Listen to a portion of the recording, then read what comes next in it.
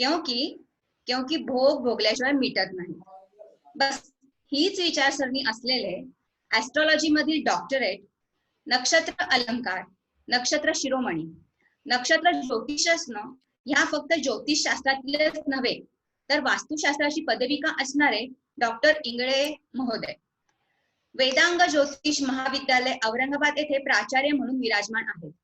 कृष्णमूर्ती पद्धतीचे एक निपुण शास्त्री असलेले डॉक्टर विजय इंगळे सरांना मंचावर आमंत्रित करण्यासाठी मी डॉक्टर उमरीकर सरांना विनंती करते.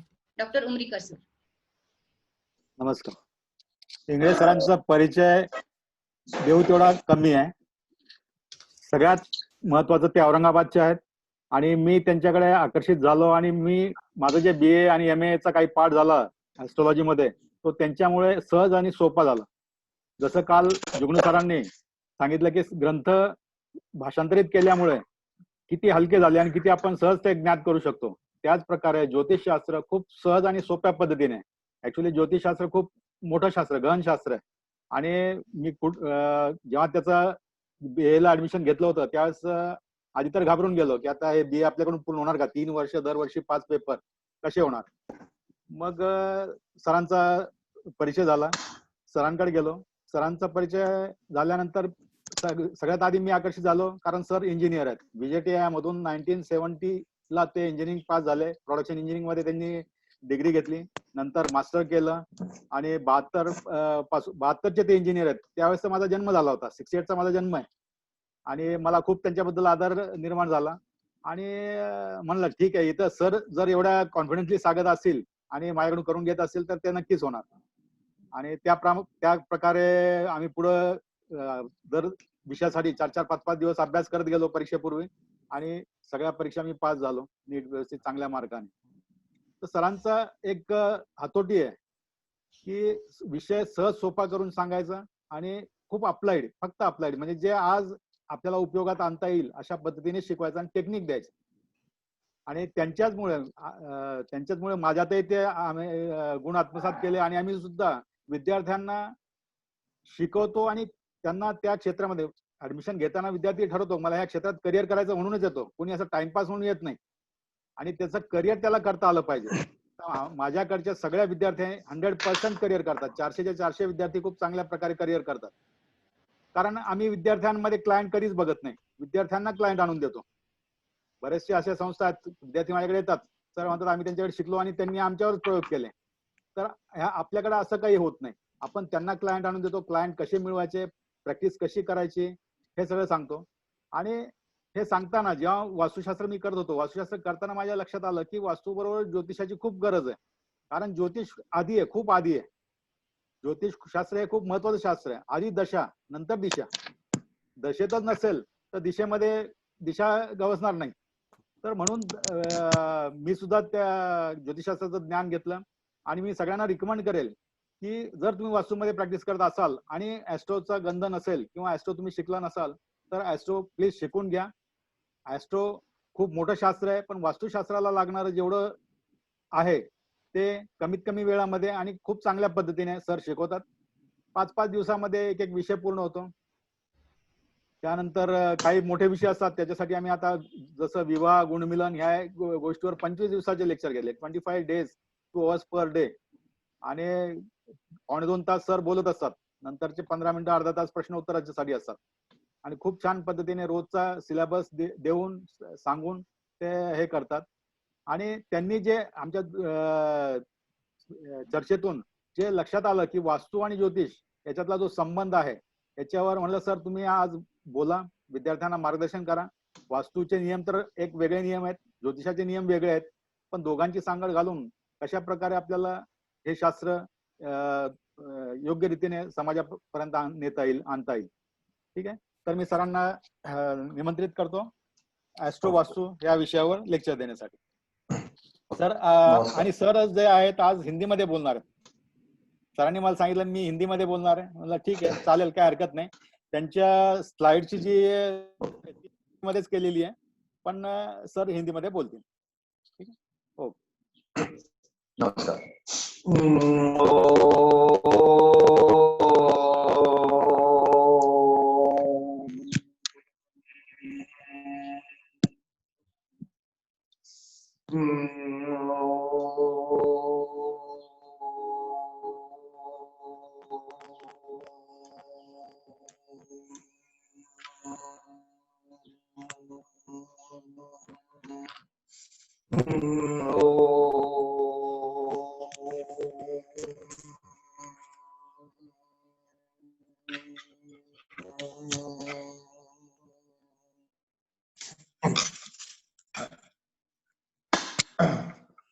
कवि कालिदास संस्कृत विश्वविद्यालय, कवि कालिदास संस्कृत है ना? हो सर, हाँ ऐकू येत आहे ना? येत आहेत. हा, पण आवाज पुन्हा पाऊस होऊन राहिलाय. बरं बरं. हॅलो. हा, आम्हाला येतं सर.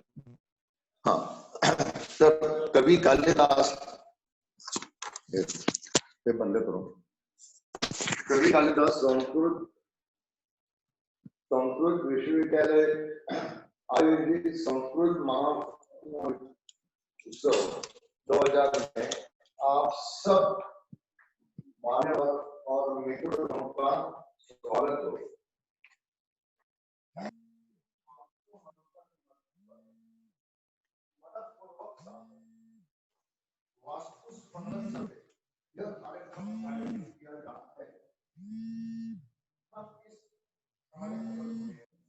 सर सर सर स्क्रीनवर दिसत नाहीत ना सर? तुम्ही स्क्रीनवर येत दिसत नाहीये.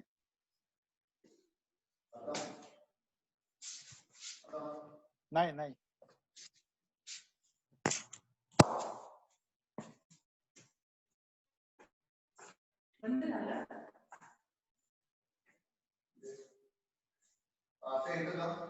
आवाज येतो पण तुम्ही स्क्रीनवर नाही दिसत. तुमचं व्हिडिओ व्यवस्थित नाहीये.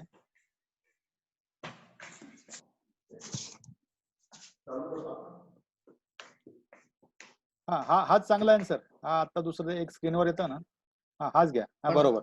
आता व्हिडिओ येतो? येतो व्हिडिओ पण येतो. फक्त फोकस करा तुमच्याकडे.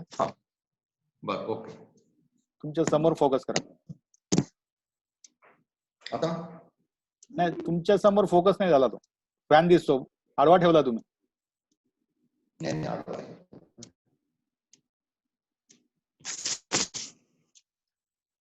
फॅन दिसतोय. फॅन तो दुसरा मोबाईल जो आहे ना, तो घेतला, तो घ्या.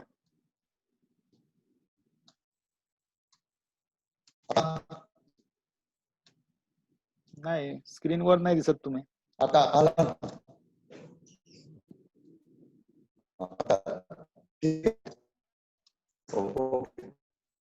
नाही सर, स्क्रीनवर दिसत नाही तुम्ही.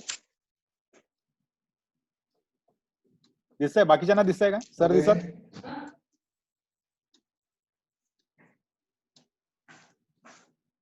दिसतंय का बाकीच्यांना? हॅलो. नाही सर, नाही दिसत. नाही दिसत ते. नाही, तुमचा एक मोबाईल आहे ना, तो फोन दिसतोय. फॅन दिसतो फक्त. दोन इन्स्ट्रुमेंट जवळ आहे म्हणून तो इको येतो ऐकायला. हा, आले.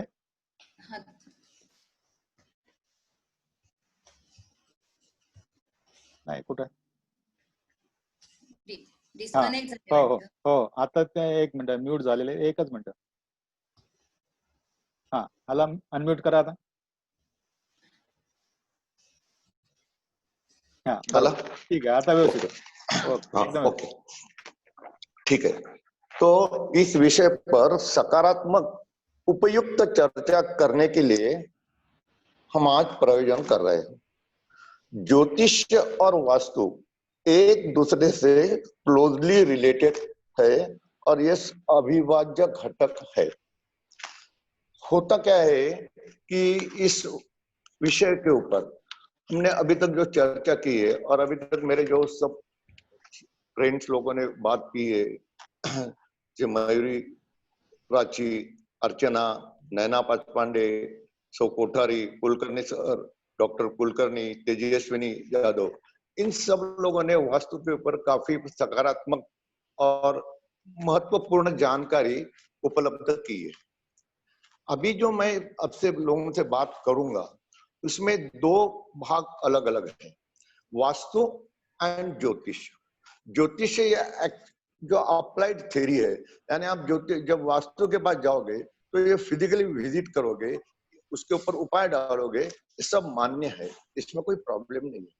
बट जो ज्योतिष भाग है उसका भी उतना ही इम्पोर्टेंस इसमें आता है। और हम लोग जब ज्योतिष बार बार बोलते हैं कि ज्योतिष और वास्तु का क्लोजली संबंध है, इसमें कोई डाउट नहीं है, बट हमारे में से काफी कम लोग ये ज्योतिष वास्तु के दृष्टिकोण से स्टडी नहीं करते। जब स्टडी नहीं करते तो वो भाग जो है, यानी जो एस्ट्रोलॉजी का पार्ट है, वो हमें अज्ञान पैदा करता है। और जो वास्तु का पार्ट है दूसरा, वो उसके ऊपर हम काफी मेहनत करते हैं। तो हमें पहले ये सीखना चाहिए सब लोगों ने कि एस्ट्रोलॉजी जो है उसमें से हमने वास्तु के बारे में काफी जानकारी हासिल करना चाहिए, क्योंकि अभी मैं आपको समझाऊंगा मेरे पूरे लेक्चर में कि ये जानकारी हासिल करना कितना है। क्योंकि आप दोनों में से एक ही पार्ट के ऊपर काम करोगे तो अधूरा रह जाएगा। जब कोई भी चीज अधूरा रह जाएगी तो उसमें से जो आउटपुट आना है वो अधूरा आउटपुट आएगा। ठीक है, अभी जिनको एस्ट्रोलॉजी नहीं आती, जो लोग वास्तु कर रहे हैं, उनको ये सेटिस्फेक्शन रहेगा कि मैं जो कर रहा हूँ वो बराबर है, बट वो बराबर नहीं है, क्योंकि एस्ट्रोलॉजी आपने पूरी ब्लैंक कर दी है। तो पहले ये मेरा रिक्वेस्ट है कि जिन लोगों एस्ट्रोलॉजी का यूज नहीं करते उन लोगों ने एस्ट्रोलॉजी का यूज करना चाहिए। अब एस्ट्रोलॉजी एक ऐसी चीज है कि जो आप घर बैठे, जो आप जन्म पत्रिके से आपका वास्तु सुख पूरे लाइफ में किस टाइप में रहेगा इसका काफी हद तक विवेचन देता है। तो हम अभी इसे स्टार्ट करेंगे। पहला जो है मेरा बेसिक, ओम परम जपः, प्राणायाम परम तपः एंड आरोग्यम परम सुखः, ये मेरा मंत्र है। मैं मेरी पूरी लाइफ इसी मंत्र के ऊपर मैं चलाता हूँ। मैं कोई बड़े बड़े मंत्रों की पूजा करने के लिए आपको सजेस्ट नहीं करता हूँ, लेकिन इस मंत्र को मैं डेफिनेटली आपको सजेस्ट करूंगा कि इसमें जो कुछ भी लिखा है उसका यूज करके अपनी जो बॉडी है, अपनी जो शरीर है, इस वास्तु को, अपना शरीर एक वास्तु है जिसमें आत्मा नाम की चीज रहती है, जो जिसमें आत्मा नाम की चीज रहती है, इस वास्तु को शुद्ध करना, आनंदित करना, प्रसन्न करना और एनर्जेटिक करना, ये प्रथम कर्तव्य है। क्योंकि ये वास्तु एनर्जेटिक हो गई तो हम दूसरे वास्तु के ऊपर जो आप लोग सब काम कर रहे हैं वो आराम से काम कर सकते हैं। तो पहले हम इस वास्तु को, जो बॉडी वास्तु को इस टाइप से एनर्जेटिक कर सकते हैं, तो पहले उसके ऊपर 1-2 मिनट की चर्चा करेंगे। तो मैं पहले बोलता हूँ कि भारतीय अध्ययन शास्त्र में नाद चैतन्य नाम की जो चीज है वो ओम रहती है। ये जीवन का सबसे, परमात्मा और आत्मा का मिलन का सबसे बड़ा सिद्धांत है। ओंकार इति इदम सर्वत्रम, वेदांतातील सिद्धांत वैज्ञानिकों ने सिद्ध करके बताया है। इसको अभी किसी के मान्यता की जरूरत नहीं है। और जो ओम का कम से कम 50 बार या 60 बार चैंटिंग करेगा मॉर्निंग में, उसे एनर्जी क्रिएट होती है। क्योंकि बॉडी में एनर्जी क्रिएट होना सबसे जरूरी है। हम वास्तु में वही करते हैं। हम वास्तु में जाके क्या करते हैं? हम वास्तु में जाके अरेंजमेंट चेंज करते हैं। हम वास्तु में जाके वास्तु के नियमों के मुताबिक प्लेसमेंट करते हैं, मुताबिक सब चीज करते हैं। क्यों? Because we want that from vastu से हमें नैसर्गिक एनर्जी ज्यादा से ज्यादा प्राप्त होना चाहिए, so that feel good factor should operate there. But feel good factor operate करने के लिए पहले अपनी बॉडी, अपनी माइंड, अपना शरीर ये पॉजिटिव रहे तो फील गुड फैक्टर का पॉजिटिव इफेक्ट ज्यादा बढ़ेगा। तो ये सबसे इंपॉर्टेंट है, इसलिए बोला है प्राणायाम परम तपः। ओम तो हो गया, अभी प्राणायाम, प्राणायाम परम तपः। ये प्राणायाम क्या करता है, it you take 20 time more oxygen than normal, this oxygen get converted into purification of blood and the purification of blood start flowing in your body and your body get energetic. अष्टचक्र नव द्वारा ये जो body के elements है ये activate हो जाते हैं, इसलिए प्राणायाम करना बहुत जरूरी है। थर्ड है आरोग्यम परम तपः। आरोग्य नाम की चीज यदि नहीं रही तो आप किसी भी वास्तु में रहने के लिए जाओ, कितनी भी सुंदर वास्तु में रहने के जाओ, कितनी भी पवित्र वास्तु में रहने जाओ, उसका परिणाम आपके लिए पॉजिटिव नहीं होगा, क्योंकि you can not enjoy the thing because you are not physically fit to enjoy the thing. So physically fit होने के लिए ये बहुत जरूरी है कि आरोग्यम परम सुखः। व्हाट इज मीन बाय आरोग्य परम सुखः? योग्य आहार, योग्य निद्रा, योग्य विचार, ये आरोग्य। इसके ऊपर ध्यान दो, इसके ऊपर ध्यान देने से होता है। नतस्य विद्या नतस्य रोगो नजरान मृत्यु प्राप्त योगम अग्निमय शरीरम।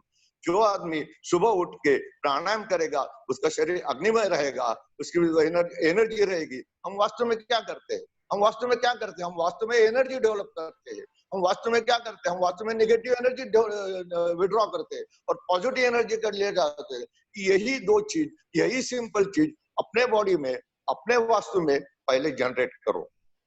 कुछ नहीं करना, सुबह get up at early to wait, early to bed, early to make healthy wealthy and wise. कितना सिंपल लैंग्वेज में बोला है, कितने लोग इसके ऊपर गौर करते हैं। हम छोटी छोटी बातों में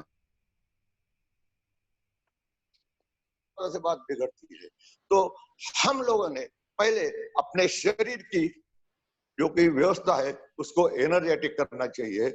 उसमें लिखा है कि अब वास्तु में और शरीर में जो साम्य पूर्ति आती है, वास्तु में हम ब्रह्म स्थान में कॉन्सेंट्रेट करते हैं, हम ब्रह्म स्थान पवित्र करने का ट्राई करते हैं, हम ब्रह्म स्थान में आकाश तत्व देने का ट्राई करते हैं, हम ब्रह्म स्थान में कोई भी निगेटिविटी आने देते हैं। बट लेकिन हमारे बॉडी में जो ब्रह्म स्थान है, हमारे बॉडी का जो ब्रह्म स्थान जो नाभि है, वो नाभि हमारी पूरी स्ट्रेट रहना चाहिए। जब हम प्राणायाम करते हैं, जब हम कपालभाति करते हैं तो नाभि में हीट तैयार होती है, ये हीट अष्टचक्र एक्टिवेट करती है। सो हमारी नाभि जैसा ब्रह्म स्थान है वैसे ही हमारी नाभि है। इसलिए बोला है क्यों भटकता है दर दर पे, जब नाभि में कस्तूरी है। अरे तुम्हारे भाई मेरे नाभि में कस्तूरी है, इस कस्तूरी को एक्टिव करो, इस एनर्जी को एक्टिव करो। इस एनर्जी को एक्टिव करने के लिए कपालभाति करो। तो इस एनर्जी, ये नाभि, एक चीज समझ लो, अपनी नाभि स्ट्रेट खड़े रहो। अपनी नाभि सेंटर में है तो that means you are healthy. अपनी नाभि नीचे लटक गई, अपनी नाभि बाजू में शिफ्ट हो गई, that means you have got health problem. So अपना ब्रह्म स्थान, अपने शरीर का ब्रह्म स्थान, ये जो नाभि है इसको क्लियर करो। सुनने में थोड़ा डिफिकल्ट जाता है क्योंकि जनरली ये चीज एक्सेप्ट नहीं होती। जो चीज एक्सेप्ट नहीं होती उसको थोड़ा देर लगता है, तो इसको एक्टिवेट करना पहले अपना काम होता है। तो ये एक्टिवेट करना पहले काम होता है। प्राणायाम शरीर में ऊर्जा तैयार बनाता है, ऊर्जा ही अष्टचक्र को एक्टिवेट करता है। इसलिए शरीर में ऊर्जा तैयार करना और व्याधि दूर करना, मृत्यु भय दूर करना, ये सबसे बड़ा इंपॉर्टेंट चीज है। इससे क्या होता है? Every positive thoughts is a silent prayer of God which will create ये energy and change your mind. So ये कब होता है? ये सुबह उठ के प्राणायाम करने से होता है। फुकट नहीं बोला है, हमारे महापुरुषों ने ये ब्रह्म मुहूर्त का इंपॉर्टेंस इस फुकट नहीं दिया है। ब्रह्म मुहूर्त के ऊपर जो प्राणायाम करेगा, आधा घंटा प्राणायाम करेगा, एनर्जी डेवलप होना चाहिए। सो ब्रह्म मुहूर्त का महत्व इसमें इंपॉर्टेंट दिया है, इसमें ख्याल देना जरूरी है। अब एक चीज और करो, जैसे जैसे हम ज्योतिष की तरफ जाते हैं, एक बेसिक थिंग जो ज्योतिष में आती है वो ख्याल रखना। क्योंकि हमारे एस्ट्रोलॉजी में, हमारे कुंडली में जो कुछ लिखा है उसके तरफ ख्याल देना। उसमें क्या लिखा है? झाला विचित्र दैवाचा तो न कोणा सोडित असे, जे जे असेल दैवात ते घडून येत असे। म्हणून कुंडलीचे वाचन करताना वरील गोष्टीचे ध्यान देऊन निकाल काढावा। अपने हॉरोस्कोप में जो लिखा है उसको ठीक से पढ़ो, उसको मिसअंडरस्टैंडिंग मत करो, उसको ऊपर ख्याल दो और उसके ऊपर फिर अपने को जो करेक्टिव एक्शन लेना है वो लो। किस्मत का सितारा यूं ही नहीं चमकता, मुझे अच्छी वास्तु मिलना चाहिए, मुझे ये अच्छा मिलना चाहिए, वो ऐसा ऑटोमेटिकली नहीं आता। किस्मत का सितारा यूं ही नहीं चमकता। जब ग्रह तारों में सकारात्मक साजिश होती है ना, तभी चमकता है किस्मत का सितारा। और ये ग्रह तारों की साजिश अपन एस्ट्रोलॉजी पॉइंट ऑफ व्यू में से पत्रिका में देखते हैं। तो ये पत्रिका में देखना बहुत जरूरी है। तो जन्म कुंडली से हमें वास्तु सुख, अभी मैं जन्म कुंडली पर आ रहा हूं, जन्म कुंडली से हमें वास्तु सुख कितने टाइप से मिलेगा, प्रॉब्लम है क्या, अड़चनी है क्या, डिफिकल्टी है क्या, प्रॉब्लम कौन से टाइम में आता है, कौन से दशे में हमें प्रॉब्लम आए, कौन से दशे में हमें वास्तु सुख मिलता है, इसका ज्ञान हमें हमारे घर में बैठ के आपके वास्तु के बारे में हम यहाँ से बता सकते हैं। ओके, चांद अधूरा है सितारों बिना, सागर अधूरा है किनारों बिना, गुलशन अधूरा है बहारों बिना, और वास्तु अधूरा है ज्योतिष बिना। जो लोग ज्योतिष नहीं पढ़ते उन्होंने जरूर पढ़ना चाहिए, अभी तक नहीं पढ़ा था, जरूर पढ़ना चाहिए, इसका नॉलेज लेना चाहिए। अदरवाइज आपका वास्तु अधूरा है। सुनने में खराब लगता है, दिमाग चलता नहीं ऐसा बोलने से, ऐसा लगता है कि सर क्या बोल रहे हैं, अरे सर जो बोल रहे हैं वो सच बोल रहे हैं। इसलिए क्या करना चाहिए कि ज्योतिष का ज्ञान और वास्तु का ज्ञान जो बोला है अधूरा है, इन दोनों को जोड़ो, अपनी पावर बढ़ाओ, अपना नॉलेज बढ़ाओ, अपना आउटपुट बढ़ेगा और अपनी प्रचिति बढ़ेगी। अभी मैं एक सिंपल चीज आपसे यहाँ से समझाता हूँ और आगे बढ़ता हूँ। अभी एक लड़की बॉम्बे से फोन आया, 8 साल से एक फ्लैट में रह रही है, 8 साल से एक फ्लैट में रह रही है, उसका प्रोग्रेस हुआ, उसका फ्लैट हुआ, उसके बच्चे अच्छे हो गए। गए 2 महीने से उसको प्रॉब्लम आ गया। मैं बोल भाई क्या प्रॉब्लम है, तो बोले नहीं वेस्ट साउथ में गेट है। तो वेस्ट साउथ में गेट है तो अभी क्या होगा, नहीं बोले मेरे सब नेगेटिव चीज चल रही है। और तेरे 8 साल से नेगेटिव चीज क्यों नहीं चली, आज तो तेरी नेगेटिव चीज चल रही है। तो 8 साल में तूने पैसा कमाया, 8 साल में तुझे नौकरी मिल गई है, तो कहाँ नेगेटिव चीज हुई। तो इसका मतलब जब उसका हॉरोस्कोप देखा तो अष्टक वर्ग में 0 नंबर से शनि जा रहा था। कहने का मतलब ये है कि जब दशा डाउन होती है वास्तु में प्रॉब्लम आ जाते हैं, और जब दशा भी पॉजिटिव है और वास्तु भी पॉजिटिव है तो खुशी आ जाती है। तो इसलिए जब आपके पास वास्तु के प्रॉब्लम आते हैं तब आपको दशा देखना बहुत जरूरी है।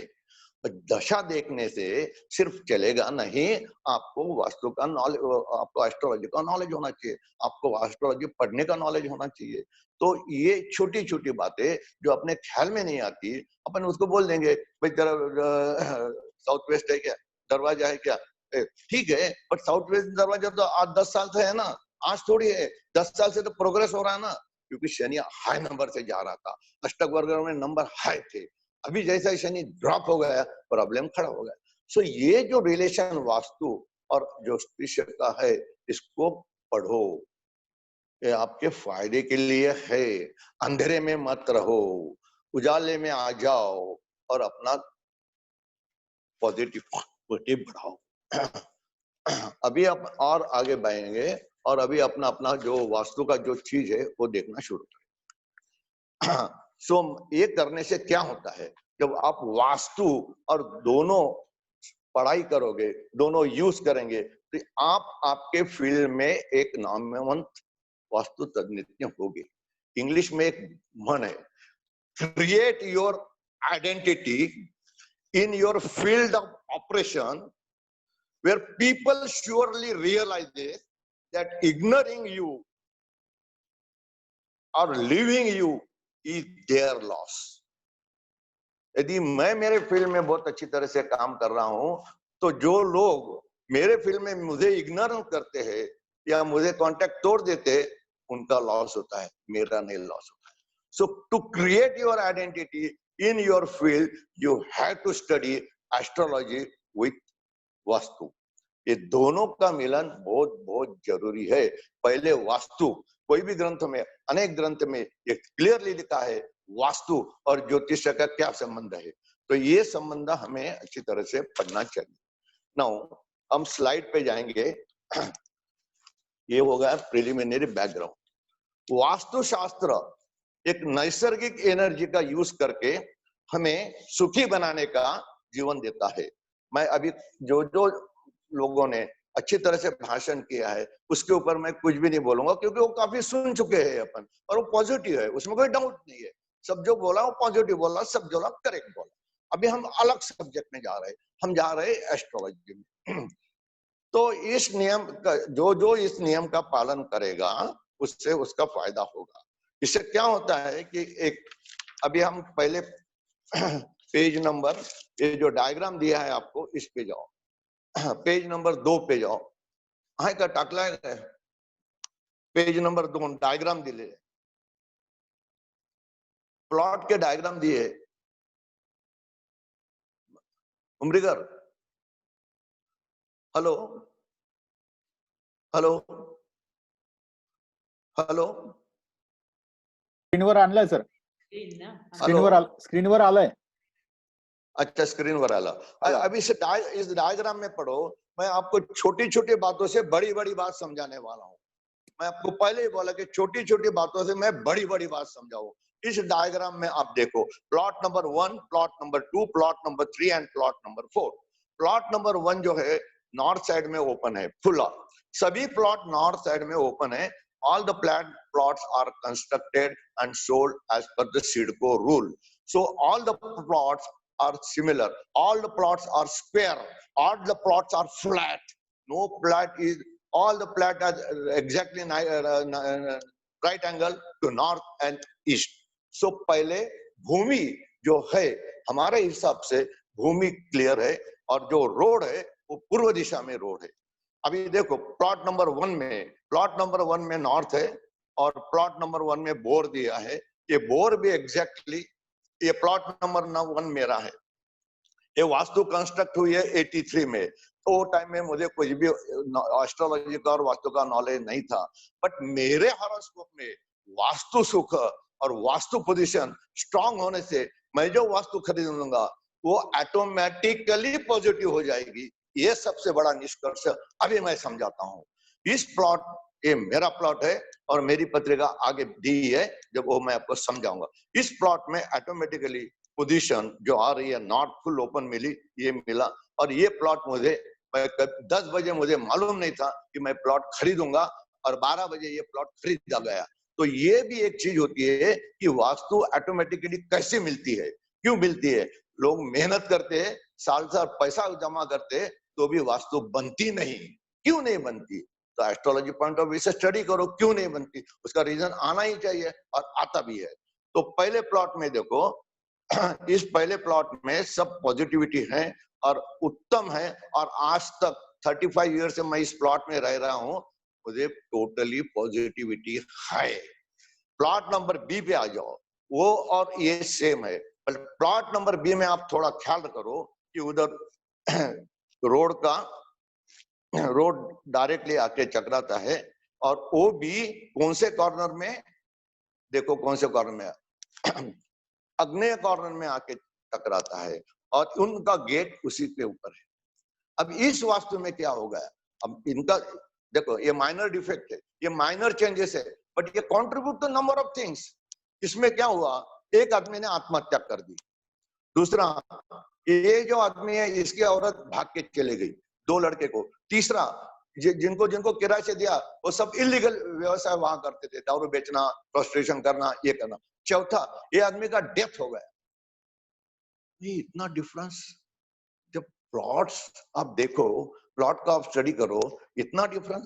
थर्ड वास्तु में आ जाओ, थर्ड वास्तु में आप देखो, ईशान कॉर्नर में कट है, माइनर डिफरेंसेस है, कट है ना, मालूम करता हो ना, कट है, उसका इफेक्ट होगा। ये आदमी खुद को स्वामी समर्थ का भक्त समझाता था, लोगों को एस्ट्रोलॉजी देता था, बट ये आदमी ने 5 करोड़ का घपला कर दिया और यहाँ अभी गायब है। तो कहाँ, तो ये सब चीज कहां से आ रही है। चौथा प्लॉट देखो, इस प्लॉट में जो लेडी रहती है वो throughout life she is unmarried. So ये 5 प्लॉट में डिफरेंसेस क्यों आ गए भाई? ये तो देखो, इतनी बड़ी चेंज नहीं है इसमें, इतनी बड़ी घूमी हुई वास्तु नहीं है। ये तो पूरे राइट एंगल में वास्तु है, ये तो पूरा प्लेन प्लॉट है, ये तो पूरा पूर्व दिशा में है।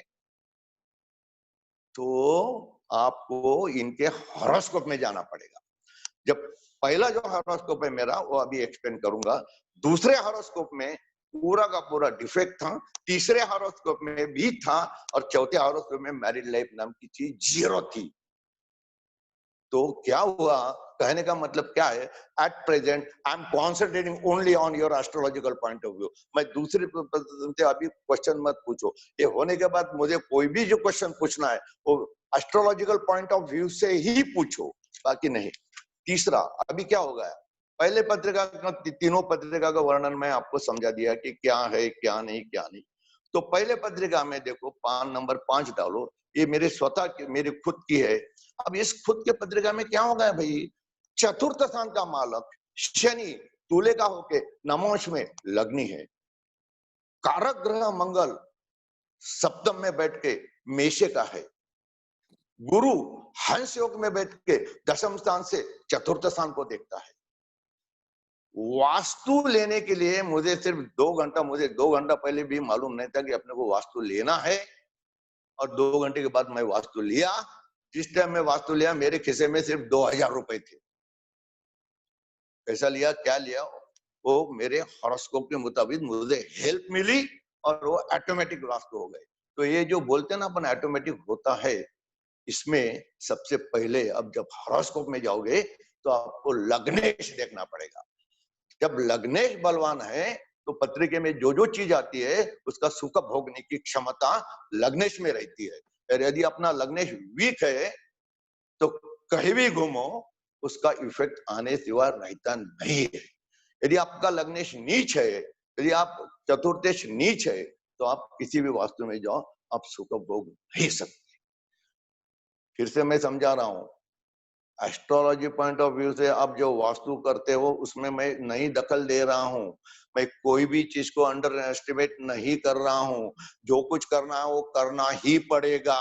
फिर से मैं सिर्फ आपको point of astrology point of से बात कर रहा हूं। मुझे तो दोनों भी आता है, बट आज लेक्चर देते समय मुझे एस्ट्रो वास्तु के ऊपर लेक्चर देना है।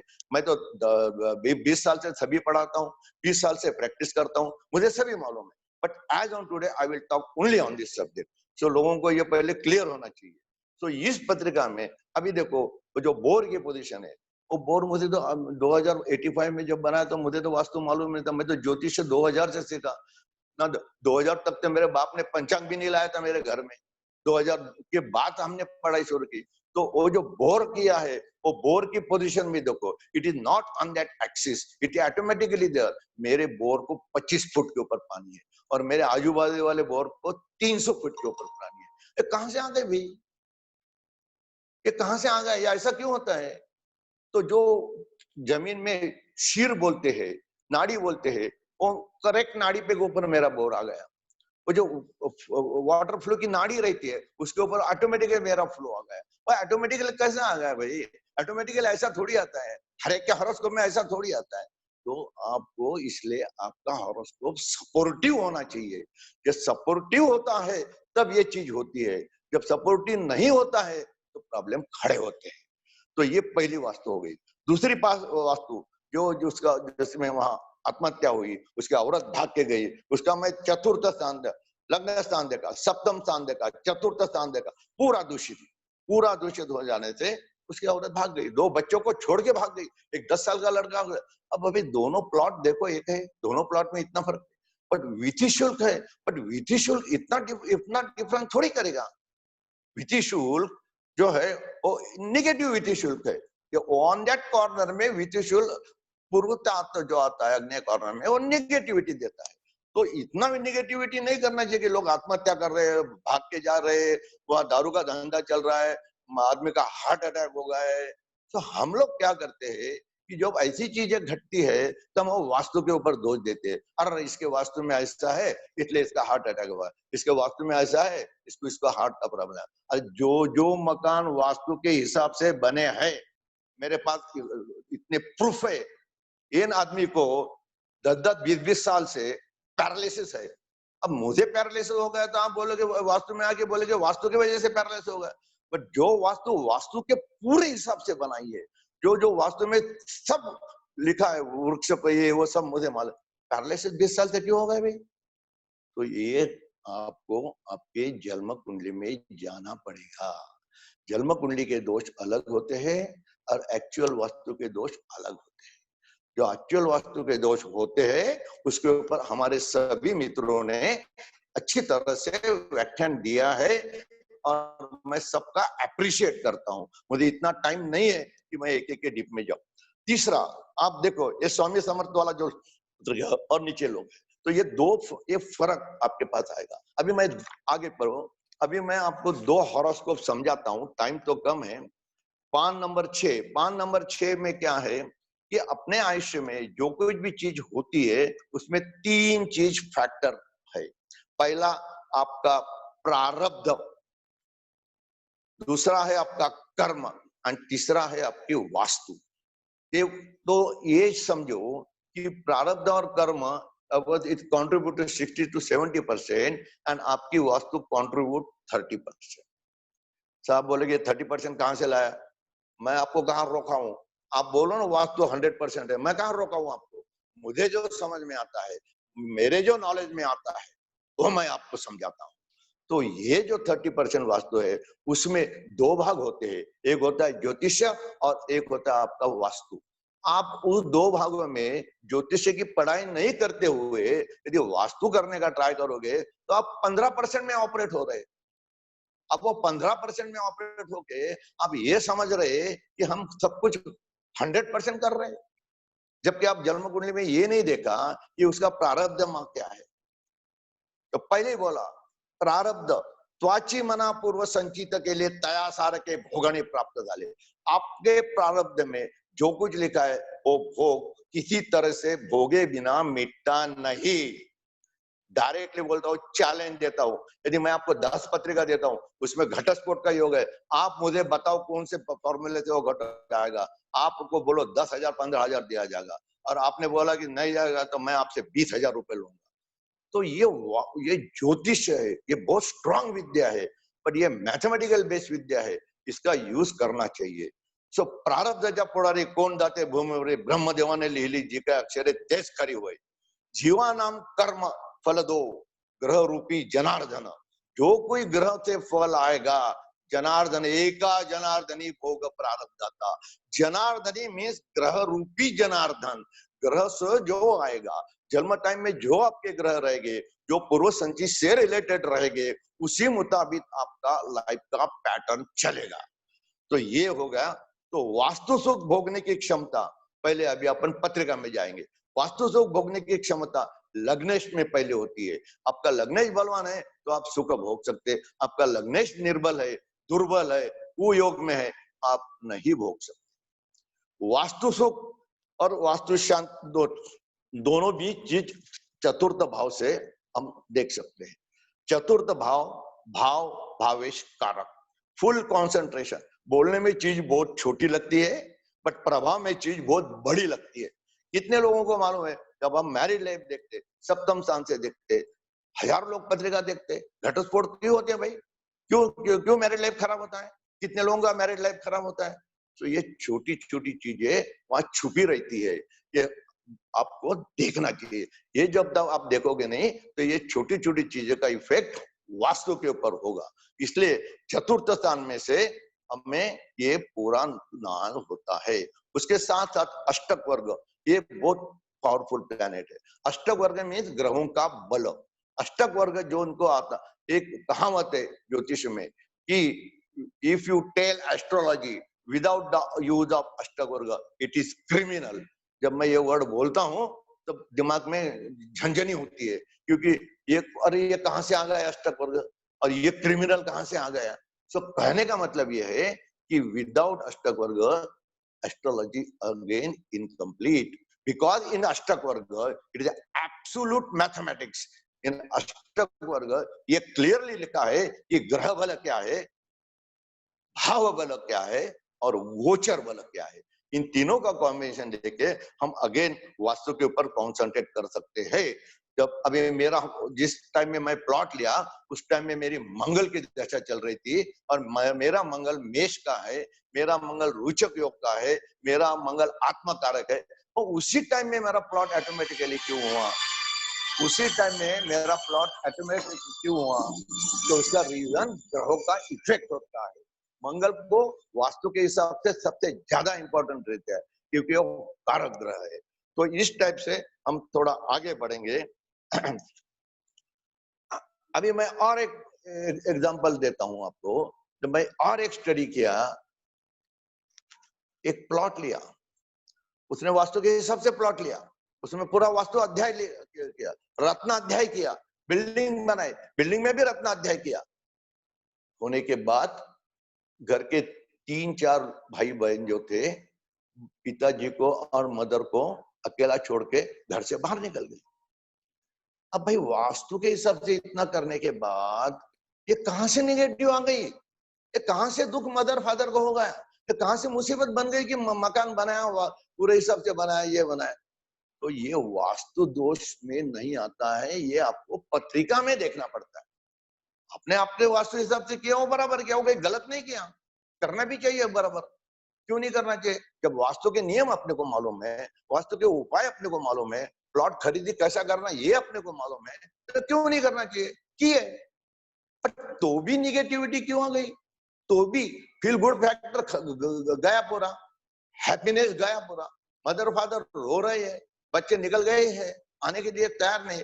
जिन बच्चों को इतना पाला पोड़ा वो निकल गए हैं, उसके लिए पहले वास्तु छोड़ के दूसरे वास्तु में आ गए और वहां ये मुसीबत खड़ी हो गई।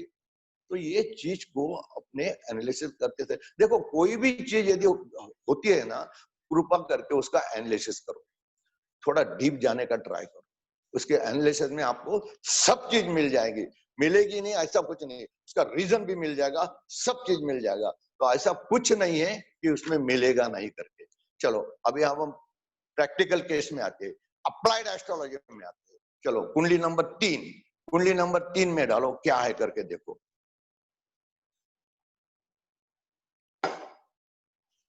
कुंडली नंबर 3, ये आदमी ने मकान के लिए पैसा दिया, बिल्डर को पैसा दिया, 8 साल मकान बना नहीं, कोर्ट केस में गई, कोर्ट में गए के बाद इसको जो मकान का थोड़ा पैसा मिला, बिल्डर बैंकरप्ट हुआ था, पैसा मिला। पैसा मिलने के बाद ये आदमी ने सोचा कि मैं नया मकान लूं, बट 8 साल में रेट इतने बढ़ गए वो चेक कंट्रोल के बाहर चले। इसका मतलब ये आदमी अभी बिना वास्तु बिना है। आपके पास करोड़ रुपए है इसलिए आपको वास्तु शांति मिलेगी, ये कोई फॉर्मूला है क्या? किसने बोला ये फॉर्मूला है? ये कोई फॉर्मूला नहीं।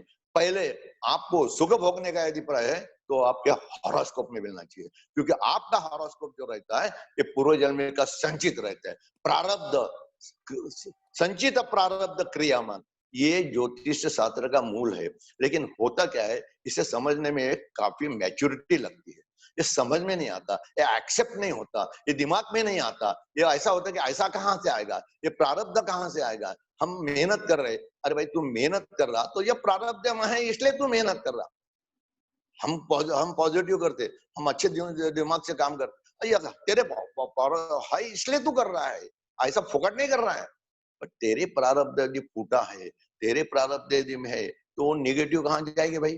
वो निगेटिविटी कहां जाएगी? वो नेगेटिव तो आने वाली है। तो ये निगेटिव हम चतुर्थ स्थान से हमारे वास्तु के बारे में देखेंगे, बाकी की चीज के बारे में हमें अभी अब डिस्कशन करना नहीं। अब इस 3 नंबर के हॉरोस्कोप में ये आदमी की मुसीबत ऐसी क्यों हो गई? क्यों हो गई इसकी मुसीबत? जरा स्टडी करो। पहले इसका लग्नेश देखो, कौन है लग्नेश? इसका लग्नेश है बुध। कैसा है? अष्टम के साथ बैठा है और राहु के नक्षत्र में बैठा है, अस्तंगत है। अस्तंगत नहीं, राहु के साथ बैठा है और अष्टमेश के साथ बैठा है, राहु के साथ बैठा है। तो इसका लग्नेश जो है ये प्रॉब्लम में आ गया। पहले इसका लग्नेश प्रॉब्लम में आ गया। दूसरा इसका और एक चीज देखो, इसका जो नेक्स्ट इसका चतुर्थ स्थान देखो। अभी देखो यहां बैठे बैठे हम इस आदमी के वास्तु सुख के आपको आइडिया देंगे। हमें कुछ मालूम नहीं वो आदमी क्या, हमारे पास इतना टेबल आ गया, हम भी बताएंगे कि इसको वास्तु सुख है या नहीं। अभी देखो 2 मिनट में चतुर्थ स्थान में जाओ। चतुर्थ स्थान में जैसे जाओगे, चतुर्थ का मालिक कौन है? चतुर्थ का मालिक गुरु है। गुरु ये मार्केश है, पादकेश है, केंद्राधिपति दोष है, यानी पूरा भावेश खत्म हो गया। भाव में जाओ, भाव में रवि और शनि बैठे। अरे रवि और शनि ये तो हलाल योग है, यानी जो मेरी वास्तु है, जो जमीन में खरीदना चाहता हूं, जो घर में बनाना चाहता हूं, उस घर में इतने प्रॉब्लम आएंगे कि मेरे घुटने टेकूंगे मैं, नशिबाच्या पुढे घुटने टेकोने, यानी अपना जो नसीब है उसके सामने घुटने टेकाना, उसको हलाल योग बोलते हैं। और ये हलाल योग आपका पत्रिका में शनि और रवि का चतुर्थ स्थान में। क्या करोगे बताओ, बाद में आगे जाओ। ये जो मंगल है, ये जो कारक ग्रह है, ये अष्टमेश भी है और वो व्यय में गया है। तो मंगल भी व्यय में गया और भावेश में व्यय में गया, यानी भाव गया, भावेश गया, कारक गया, बचा क्या? क्यों भाई ये प्रॉब्लम में आ गया वास्तु के हिसाब से? ये आदमी कहीं भी जाओ, ये आदमी कोई भी वास्तु करो, इसको सुख भोगने की क्षमता कम है। भाई ये नहीं बोलता कि वास्तु नहीं लेगा, कौन नहीं बोलता? लोगों के मैरिज नहीं होते क्या? मैरिज के बाद घटस्फोट नहीं होता क्या? मैरिज के बाद बीबी और झगड़े नहीं होते क्या? तो होना एक बात अलग है और उसमें सुख मिलना ये बात अलग है, दोनों अलग अलग है। मैरिज होके कितने लोग आज मैरिज होके सुखी है? कितने लोगों में घटस्फोट हो गए? कितने लोगों की औरत भाग गई? कितने लोग है? मैरिज तो हो गया ना भाई, मैरिज तो हो गया, फिर ये कहां से आ गई मुसीबत? ये पत्रिका से आती है। सो अभी हम ये पत्रिका में वास्तु शांति चतुर्थ भाव में जो कॉन्सेंट्रेट करो तो पूरा अंदर गए है। ये जो है पूरा देखो आगे, ये जो है पूरा नवांश कुंडली में जाओ, ये जो तुम्हारा चतुर्थेश है, ये नवांश कुंडली में नीच नवांश में बैठा है, नीच नवांश में बैठा है। जब कोई ग्रह नीच नवांश में बैठा है तो पावर कहां से आएगी? कार्य नाश। तुम कौन बोलने वाले अच्छा फल देगा? भाई ज्योतिष के जो नियम है वो बदलने वाले तुम कौन होते हो? कार्य नाश लिखा है, अस्तंगत ग्रह, नीच ग्रह, ये चतुर्थ का कार्य नाश हो रहा है। इस कुंडली में चतुर्थ का कार्य नाश हो रहा है। तो इस टाइप से ये आदमी अपने कर्मों के बिना इस वास्तु शास्त्र में, वास्तु के हिसाब से ट्रबल में आ गया। अभी आगे चले जाओ, प्लान नंबर 4 कुंडली देखो 4 नंबर का प्लान जाओ, ये मेरी कुंडली है, ऑटोमेटिकली वास्तु सुख मिला है। अब कुछ भी करने की जरूरत नहीं, कुछ भी करने के, क्यों करने की जरूरत नहीं भाई? चतुर्थ स्थान में जाओ, पहले लग्नेश में जाओ। लग्नेश कहाँ बैठा है? लाभ में बैठा है। किसके साथ बैठा है? बैठा है लाभ में, बुध के साथ बैठा है। बुध कौन है? भाग्येश। उसके ऊपर योग कारक शनि की दृष्टि है, उसके ऊपर चतुर्थेश की दृष्टि है, यानी चतुर्थेश और लग्नेश लाभ में एक दूसरे से कनेक्टेड हो गए। एक 5-9 के स्वामी लाभ में आ गए। 1-5-9 के स्वामी दैव कारक ग्रह, 1-5-9 के स्वामी दैव कारक ग्रह है, वो लाभ में बैठे हैं। क्यों नहीं लाभ होगा? क्यों नहीं शांति मिलेगी? क्यों नहीं होगा? चतुर्थ स्थान पे आओ, चतुर्थ स्थान का मालिक है शनि, योग कारक है और योग कारक होके भाग्य में बैठा है और नवांश कुंडली में तुल का होके बैठा है। इसे और क्या पावर चाहिए? इससे वो और कौन सी बड़ी बात होती है? मंगल देखो, मेष का मंगल है, रुचक योग का मंगल है, रुचक योग का मंगल, इससे और कौन सा मंगल बड़ा होता है? कोई भी तरफ से दूषित नहीं हुआ है। गुरु देखो जो चतुर्थ अंग को देखता है, हंस योग में बैठा है, क्यों नहीं पावर मिलेगी? क्यों नहीं चतुर्थ स्थान सुख मिलेगा? क्यों नहीं वास्तु अच्छे मिलेगा? अरे भाई मेरी वास्तु ऑटोमेटिकली वास्तु नियम से मुताबिक ही बन गई। जब बनाए तो मुझे वास्तु नियम का कुछ भी नॉलेज नहीं था। तो ये योग के मुताबिक बनता है, ये समझना थोड़ा डिफिकल्ट जाता है, बट ये समझना बहुत जरूरी होता है। तो इस टाइप से दो कुंडली बनी जाती है। अभी आगे आएंगे हम वास्तु में। पेज नंबर 7, पेज नंबर, अभी बीच में का मैं छोड़ देता हूं क्योंकि टाइम के मुताबिक मुझे कंट्रोल करना पड़ेगा। एस्ट्रो, ये हम ये वास्तु सौख्य, ये एस्ट्रो नाम का जो कोर्स है, ये हम 10 दिन चलाने वाले हैं, 2-2 घंटे का। ये जिन जिन लोगों को इसमें इंटरेस्ट है वो उनके उसमें उम्रिकर साहब जी से बात कर सकते हैं। इसमें हम क्या करेंगे? वास्तु सौख्य, वास्तु शुभ योग, वास्तु अशुभ योग, वास्तु नसीब में है या नहीं है, ऐसे अष्टक वर्ग के प्रमाण से वास्तु अंतर्गत रचना नाम की एक चीज आती है। ये चीज जो आती है, यानी क्या होता है कि जब आप वास्तु में जाते हो, जब वास्तु में आप प्लेसमेंट करते हो, हर चीज का प्लेसमेंट करते हो, पानी का प्लेसमेंट करते हो, सर किसका प्लेसमेंट करते हो, बट वो प्लेसमेंट करते समय यदि आपको डिफिकल्टी आ गई, यदि आपको वहां जगह ही नहीं है प्लेसमेंट करने के लिए, अग्नि तत्व में अग्नि तत्व की चीज रखने के लिए जगह ही नहीं है, ऐसी अनेक चीजें फ्लैट में आजकल होती है। फिर क्या करना चाहिए भाई, ऐसे चीज में क्या करना चाहिए? ऐसे चीज में आप क्या करते हैं, उसको इधर से उधर से उधर से उधर से डाल के उसमें बोल देते, बट उसके लिए एक एस्ट्रोलॉजिकल पॉइंट ऑफ व्यू से अल्टरनेटिव अवेलेबल है। What is this alternative astrological point of view से? आपको तुमको एक बताता हूं जो आपको मानोगे नहीं। एक सेमिनार एक चल रहा था, अधिवेशन, उसमें मेरे बाजू में पुणे ठाणे के बहुत बड़े वास्तु कंसल्टेंट है, वो मेरे पास बैठे थे, हम दोनों बात कर रहे थे। जब मैं ये चीज उनको बताई तो इतने इतने एस्टोनिश हो गए, सर बोले मेरे को ये किताब भेजो, मेरे को ये अभी तक मालूम नहीं। और जो 5 कंट्री में बोलते कि हमारे ऑफिसेज है, ठीक है, मालूम नहीं तो मालूम करवा लो, उसमें कोई बड़ी बात है। सब आदमी को सब चीज मालूम रहती क्या? नहीं। तो जैसे अष्टक वर्ग प्रमाणे वास्तु में अंतर्गत रचना करते समय आप अष्टक वर्ग का यूज कर सकते हैं। It is an alternative method to your existing method. आप जो एग्जिस्टिंग मेथड में जब आपको ऑब्स्टेकल आते हैं, जब आपको एग्जिस्टिंग मेथड में रास्ता मिलता नहीं है, तब आप इसका यूज कर सकते हैं, और ये लोग कर रहे हैं। This method is based on strength of the planet. हम कोई भी फल देखते हैं तो उसमें प्लैनेट का स्ट्रेंथ देखते हैं। यदि प्लैनेट का में स्ट्रेंथ नहीं है तो हमें फल मिलता नहीं है। What is the strength of the planet?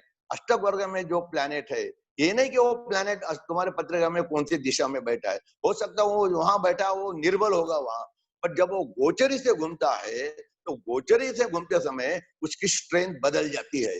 ये अष्टक वर्ग का नियम है, और जिस डायरेक्शन में उसे ज्यादा स्ट्रेंथ आएगी, उस डायरेक्शन में ग्रहों के गुण के मुताबिक आप प्लेसमेंट कर सकते हैं। ये टोटली साइंटिफिक मेथड है। एक चीज आपको मालूम नहीं है, इसलिए हम आपको ऊपर विश्वास नहीं कर सकते। ये हो सकता है आपकी सोच, उसमें हमें कुछ लेना देना नहीं है। मालूमात करवा लो, उपयोग करना है तो करो, नहीं करना है तो मर्जी, बट ये साइंटिफिक मेथड है, ये मैथमेटिकल मेथड है, या अष्टक वर्ग मेथड है, और ग्रहों के पावरफुल गुण के ऊपर डिपेंड है। तो इसमें क्या होता है, अष्टक वर्ग पारंपरिक पद्धति में कुंडली में मैथमेटिकल पोर्शन किया जाता है। अभी मैं ये पढ़ के बताता हूँ आगे, शॉर्ट में, टाइम कम है। क्या है ये उपाय? आपके पास कोई उपाय नहीं है तो रवि के अष्टक वर्ग में, क्योंकि रवि जब घूमेगा तो अष्टक वर्ग में उसका एक कोई पोजीशन में बहुत ज्यादा गुण आएंगे, सब ग्रह उसको पावर देंगे, उस दिशा में आप देवघर रख सकते हैं। अब बोलोगे सर हम ईशान्य, मैं कहा बोला नहीं ईशान्य में रखो, जहां रखना है रखना, तो मैं उसके ऊपर देयर इज नो कॉन्ट्राडिक्शन। जो आपने पहले बोला उसमें मेरा कॉन्ट्राडिक्शन है ही नहीं है, क्योंकि मैं वास्तु पढ़ाता हूँ। बट अभी जो आपके पास अवेलेबल नहीं है, उसके लिए क्या बोला है, रवि को जिस जास्त बिंदु हो गए, जहां बिंदु मीन स्ट्रेंथ, जहां स्ट्रेंथ उस राशि के दिशा में, उस राशि के दिशा में आप देवघर बनाओ। चंद्र को जहां ज्यादा से ज्यादा बिंदु हो गए उस दिशा में आप पानी का व्यवस्था करो। सर ये तो बहुत हमारे दिमाग से अलग चल रहे हैं आप, हम तो ये पढ़ा रहे हैं, ये अलग चल रहे हैं। मैं कहा बोला आपको क्या आपके दिमाग से अलग चल रहा हूँ? मैं तो जो शास्त्र में लिखा है वो समझा रहा हूँ। वो शास्त्र में लिखा है वो भी मैं समझाऊं नहीं क्या आपको? जो अष्टक वर्ग एक मैथमेटिकल पोर्शन है वो भी समझा नहीं कहूँ, ये कोई मेरे मन से थोड़ी समझा रहा हूँ मैं, ये शास्त्र में लिखा है। और शास्त्र के लिए किसी की मान्यता की जरूरत नहीं रहती। सर हम इसमें विश्वास नहीं रखते, किसने पूछा आपको विश्वास रखने के लिए? किसने बोला आपको एस्ट्रोलॉजी में विश्वास रखने के लिए? शास्त्र ये शास्त्र के आधार पर चलता है, शास्त्र के जो बेसिक नियम है उस पर चलता है, उसको किसी के मान्यता की जरूरत नहीं थी। मत मानो। हम कोई किसी को शास्त्र पढ़ाने के लिए या ज्योतिष बताने के लिए ताली बजा के घर में थोड़ी बुलाते, वो आता है, वो पूछता है, हम थोड़ी बुलाते। तो ये शास्त्र है। जमता नहीं मत करो, जमेगा करो, कोई जरूरत नहीं है कि मैं जो बोल रहा हूं करो करके। मंगल, मंगल जब गोचरी में जिस दिशा में मंगल को ज्यादा से ज्यादा पॉइंट वो फिक्स होते हैं, अष्टक वर्ग से आपकी पत्रिका से ये पॉइंट ऑटोमेटिकली फिक्स हो जाते हैं। जो मेरे क्लाइंट, जो मेरे स्टूडेंट है, आप इस जो ग्रुप में कम से कम मेरे 30 से 40 स्टूडेंट है, उनको मालूम है ये अष्टक वर्ग क्या है, उनको मालूम है मंगल कौन से दिशा में पावरफुल रहता है, एक अष्टक वर्ग उनको पढ़ाया है, तो उनको कुछ डाउट नहीं है। मंगल की दिशा में आप स्वयं यानी किचन या किचन ओटा रख सकते हैं। सर ये बोलेगा तो ये तो हमें बिल्कुल मालूम नहीं, वो किचन ओटा तो हमने अग्नि में रखो ना भाई, अग्नि में, पर वहां अग्नि रखने के लिए जगह ही नहीं है, वहां अग्नि में किचन आती नहीं है, तो क्या करोगे? ये अल्टरनेटिव अवेलेबल है। गुरु तिजोरी, जिस दिशा में गुरु को ज्यादा होगा उस दिशा में तिजोरी कपट करो। शुक्र शयन ग्रह बेड ग्रह, शनि यानी संडास लॉकर स्टोर, और बुध अध्ययन अभ्यास। ये मैथमेटिकली बेस्ड ग्रहों के पावर के ऊपर, ग्रहों के स्ट्रेंथ के ऊपर डिपेंड है, ये कोई मजाक बात नहीं है। ये ज्योतिष का बेसिक प्रिंसिपल, ग्रहों की strength of the planet and functional nature gives output. बाकी ज्योतिष में कोई फंडामेंटल चलती नहीं, इसी फंडामेंटल को, इसी स्टिक को लगा के सब एस्ट्रोलॉजी देखती है। Without strength of the planet will not give any output. So strength of the planet and functional nature of the planet is the most important thing in astrology. भगवान शंकर ने अष्टक वर्ग के रहस्य को प्रथम प्रकट किया और सभी ग्रंथों ने 80% ग्रंथों ने, पाराशर, पारायण, यवन, महर्षि ऋषि, इन सब लोगों ने अष्टक वर्ग को मान्यता दी है और अपने अपने ग्रंथों में दिया है। अभी बाकी की चीजें, हम गए 5 साल से एस्ट्रोलॉजी के ऊपर काफी स्टडीज कोर्सेस करते हैं, जैसे अष्टक वर्ग करते हैं, कृष्णमूर्ति करते हैं, दशा सेपरेटली करते हैं। काफी लोग बोलते हैं हमें एस्ट्रोलॉजी आती, दशा ही पढ़ने नहीं आती। इतना आसान नहीं है। नवांश कुंडली, गोचर, विवाह सौख्य, विवाह मैचिंग, विवाह सौख्य मैचिंग, ये सिर्फ एक फैक्टर से नहीं होता है। इसमें गुण मेलन नाम की जो चीज है वो तो एकदम थर्ड क्लास चीज है, उसमें से कुछ भी आउटपुट नहीं आता। There are 20 factor which contribute for passing of the horoscope. Which are this 20 factors? Shani, Mangal, Shukra, सप्तम स्थान, नवांश कुंडली, अष्टक वर्ग। कितना बताऊं आपको? ये हमने 25 दिन में लोगों को पढ़ाया। हमने एक एक्सपेरिमेंट किया कि भाई आप एस्ट्रोलॉजर हो, आप जानते हो, आप मुझे ऐसी हर आदमी को बोला कि 10-10 कुंडली लाओ जिसमें मंगल है। इन लोगों ने 10-10 कुंडली लाई और हमने उसका एनालिसिस किया और मैंने मंगल न्यूट्रल होने के 50 नियम बताए पहले, जो कि शास्त्र में लिखे। मैं कौन होता हूँ नियम बनाने वाला? शास्त्र में लिखे। तो शास्त्र में लिखे नियम से 50 कुंडली में से एक भी कुंडली में मंगल निकला नहीं। तो भाई ये मंगल कहां से आ गया? ये भ्रम क्यों पैदा किया? क्यों लोगों को डराया? क्यों लोगों को गलत फैमिली कर दी? तो ये जो हमारा नॉलेज रहता है ये कभी कंप्लीट नहीं होता। इसको कंटिन्यूअसली पढ़ाई करना पड़ता, इसको कंटिन्यूअसली पिक्चर में लाना पड़ता और अच्छे अच्छे लोगों से सीखना पड़ता। शेर की सवारी और अच्छे ज्योतिष की यारी सिर्फ नसीब वालों को मिलती है। फिर से सुन लो, शेर की सवारी और अच्छे ज्योतिष की यारी सिर्फ नसीब वालों को मिलती है। जितने भी आज मेरे स्टूडेंट है आज यही बोलते हैं कि sir to the point. To the point means to the point, no बकवास, नो बाकी की चीज, टू द पॉइंट। इसलिए हम आपके भक्त हो। क्या वर्डिंग बोला? To the point. Applied astrology, astrology mathematically apply करो, अप्लाई अष्टक वर्ग के मुताबिक से अप्लाई करो, चतुर्थ स्थान में नियम के मुताबिक जाओ, आपको वास्तु का नॉलेज हॉरोस्कोप में से मिल जाएगा। उसमें कोई डाउट नहीं है, कुछ बड़ी बात नहीं है। स्टडी करो, कुछ भी दिवस नहीं, कुछ भी प्रॉब्लम नहीं। तो ये चीज हम कोर्सेज कंडक्ट करते हैं और इसमें जिसको भी सहभाग लेना है वो ले सकता है। अब वास्तु सौख्य और वास्तु के संबंध में जो जो नियम आते हैं वो कुछ पढ़ाने का ये क्लास नहीं है, इसलिए मैं यहाँ इतना नहीं पढ़ा सकता हूँ, पर शॉर्ट में बोल सकता हूँ। जैसा वास्तु आपको सौख्य चाहिए तो लग्न स्थान चतुर्थ स्थान, लग्न वो चतुर्थ स्थान में शुभ ग्रह होने से वास्तु सौख्य मिलता है। भाव भावेश कारक चतुर्थ से पॉजिटिव होने से सुख मिलता है, चतुर्थेश शुभ ग्रह होने से और नवांश में और पावरफुल होने से मिलता है, मंगल के साथ शुभ ग्रह होने से उच्च ग्रह मिलता है, चतुर्थ स्थान उच्च ग्रह भावेश केंद्र त्रिकोण में होने से वास्तु सुख मिलता है, चतुर्थेश यदि सप्तम में जाता है और पावरफुल होता है तो पत्नी की वजह से घर मिलता है। तो ये वास्तु सौख्य के कंटिन्यूस नियम है, ये सब यहाँ थोड़ी पढ़ सकते। अब वास्तु के हिसाब से अशुभ योग क्या है? भाग्य बिना मिलती नहीं फूटी कौड़ी, भाग्य बिना मिलती नहीं फूटी कौड़ी, लाखों प्रयास कर ले कुछ न आए काम। क्या बोला है भाई?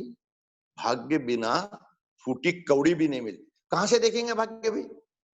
नवम स्थान से देखो, लग्न लग्न देखो, नवम स्थान देखो, नवम से पंचम स्थान देखो, नवम स्थान से पंचम स्थान देखो, तो पता चलेगा ना। तो अपने भाग्य में चतुर्थ स्थान में घर का सुख कितने टाइप से है, कब है, और दशा कौन से दशा में हमें नेगेटिविटी आने वाली है, कौन से दशा में हमारा पॉजिटिविटी आने वाली है, ये हम एस्ट्रोलॉजी से आराम से पढ़ सकते हैं। अभी बाकी है मेरे पास और बहुत, but I am now closing it. अभी आपके question answer related to astrology पूछो। वास्तु जो आप करते हो, जो वास्तु मेरे सब मित्रों ने इसके ऊपर इतने बड़े बड़े लेक्चर दिए, सब मित्रों ने उसके ऊपर उपाय बोले। आई अप्रिशिएट ऑल, मैं सबका नाम तो नहीं ले सकता, आई अप्रिशिएट ऑल, उपाय ऑल एकदम करेक्ट बोले, सबके लिए उसके लिए धन्यवाद, कॉन्ग्रेचुलेशन। इतना शॉर्ट में बोल सकता हूँ क्योंकि सभी लोगों ने, मैं बहुत गौर से सबका सुना हूं, सभी लोगों ने अच्छा समझाया है। Now if you want to talk on this astrology and vastu, please ask your question, but question should be related to astrology.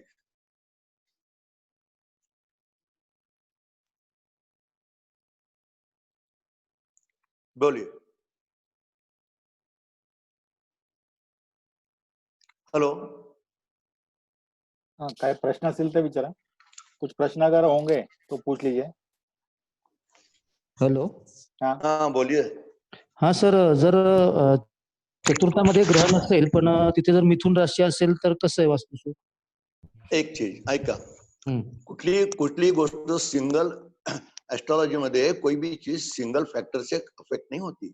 अच्छा, एस्ट्रोलॉजी में जो नंबर ऑफ फैक्टर्स रहते हैं, उसकी नमांश में पोजीशन क्या है, वो लग्नेश कैसा है, उसके ऊपर पापा ग्रहों की दृष्टि है क्या, वो निर्बल है क्या। जब लग्न में, जब चतुर्थ स्थान में ग्रह ही नहीं है, इसका मतलब भाव, भावेश और कारक में भाव निर्बल हो गया, भाव अभाव हो गया, भाव में अभाव हो गया। एक घर में कोई भी नहीं रहता तो उसमें अभाव बनता है, तो अभाव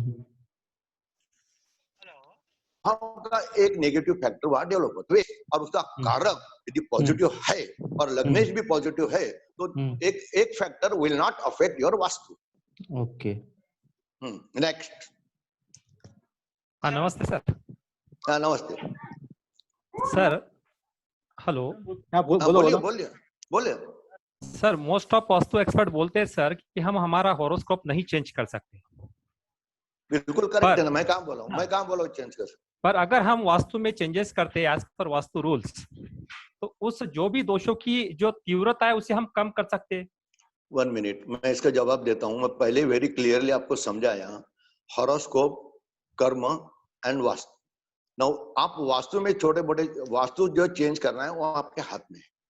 वास्तु में जो नेगेटिविटी है उसको पॉजिटिव में कन्वर्ट करना आपके हाथ में है।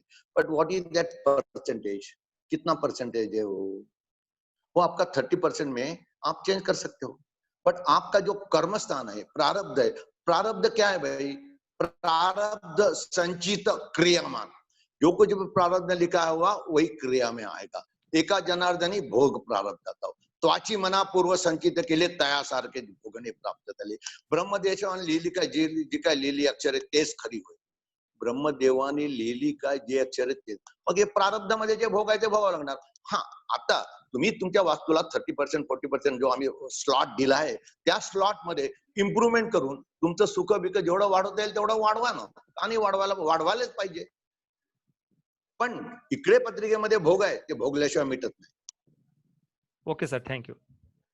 नेक्स्ट। हाँ